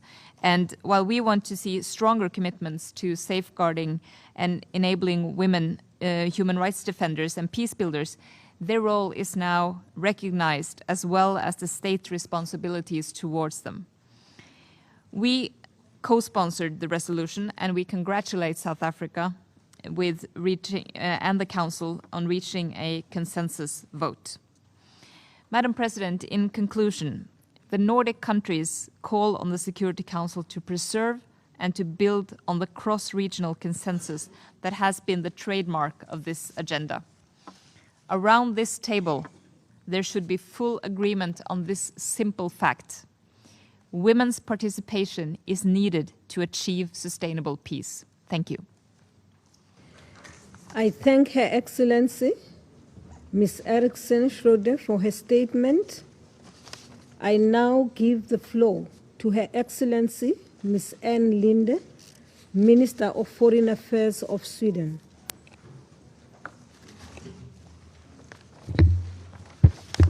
Madam President, dear briefers, dear colleagues and friends, the adoption of United Nations Security Council Resolution 1325 in October 2000 was a true milestone. The resolution reformed the way we see and conduct conflict analysis and engage in peacekeeping. The resolution was an answer to generations of neglect of women as peacemakers, as negotiators, mediators, and parties to conflicts. Since then, deepened commitments by the United Nations system and member states, important initiatives locally, regionally, and internationally have moved the agenda forward. Yet, we have a long way to go. Madam President, let me thank South Africa for organizing this debate and for their strong focus on implementation. As portrayed in the Secretary General's report, the challenges are profound. To deliver more sustainable results, we need leadership to keep women's rights and participation at the top of the agenda, implementation of concrete steps that matters in the field, and accountability to make sure that decisions are acted upon. Let me briefly elaborate on each of these components. Firstly, leadership. To achieve full integration, strong leadership is key. We, as member states and the UN, must take concrete steps forward in 2020. We need to counterattack on women's human rights, including the sexual and reproductive health and rights, and we need to defend our multilateral achievements. Resources need to be committed. Messaging need to be clear. Secondly, implementation. Practical measures must be taken by national governments, multilateral institutions, and individual missions. A gender perspective should influence our work, what we talk about, and our next steps. There needs to be a gender perspective in conflict analysis and inclusion of sex disaggregated data in all reporting. We welcome the renewed commitments made by the Peacebuilding Commission to adopt an integrated gender perspective in all of its work, and we fully support the suggestion presented by PBC Chair to the Security Council today. Thirdly, accountability. We need clearly defined responsibilities to implement the full WPS agenda. Follow-up is essential to ensure that analysis and data reflect realities on the ground. There has to be strategies by the UN member states for women's participation in peace processes and decision-making bodies. Prevention and prosecution of conflict-related sexual violence need to be central in peace efforts. Let me stress the role of the civil society. During our time in the Security Council, more civil society briefers than ever were invited, which have resulted in more inclusive and better informed discussion. Yesterday, in our multi-stakeholder forum, civil society organizations expressed great concern that progress on the women, peace and security is slowing down. They also stress increased hostility towards civil society, especially women human rights defenders. Member states, in particular the Security Council, need to take concrete steps to implement decisions and to include civil societies as partners. Not least, there is an untapped potential for civil society to play a role in preventing conflict through early warning. Madam President, as we speak of the importance of civil society and strong political leadership, I would like to highlight the recent developments in the Sudan. As we heard from Ms. Al-Salah, Sudanese women's strong participation was critical in the movement for change. We are encouraged by the emphasis on women's participation by the new government. We should all stand ready to support the Sudanese people as they move forward on this path. Madam President, it is impossible not to mention what is happening in northeast Syria. After years of defending their homes and our countries against the terrorist sect IS or Daesh, the women and men that make up this region's ethnic and cultural mosaic are now suffering the consequences of the Turkish military offensive. We know that women are among those hardest hit by conflict, but in the fight against Daesh, they have also been the ones fighting on the front lines. This is especially true for the Kurdish women. We have a moral obligation to stand up for them in times like these. After more than 8 years of conflict, for which the Syrian regime bears the overwhelming responsibility, Syria and the region needs peace. Sweden reiterates its support for the UN-led political process, the only path that can lead to sustainable peace. Madam President, finally, let me express my appreciation for the specific commitments in the Secretary General's report. Many of the recommendations Sweden put forward after 2 years as a non-permanent member of the UN Security Council have been addressed in this report. I'm proud of Sweden's contribution to the Women, Peace and Security agenda during our time in the Council. Let me assure you that Sweden will continue to champion these issues in close coordination with you and other partners. Thank you. I thank Her Excellency, Ms. Linde, for her statement.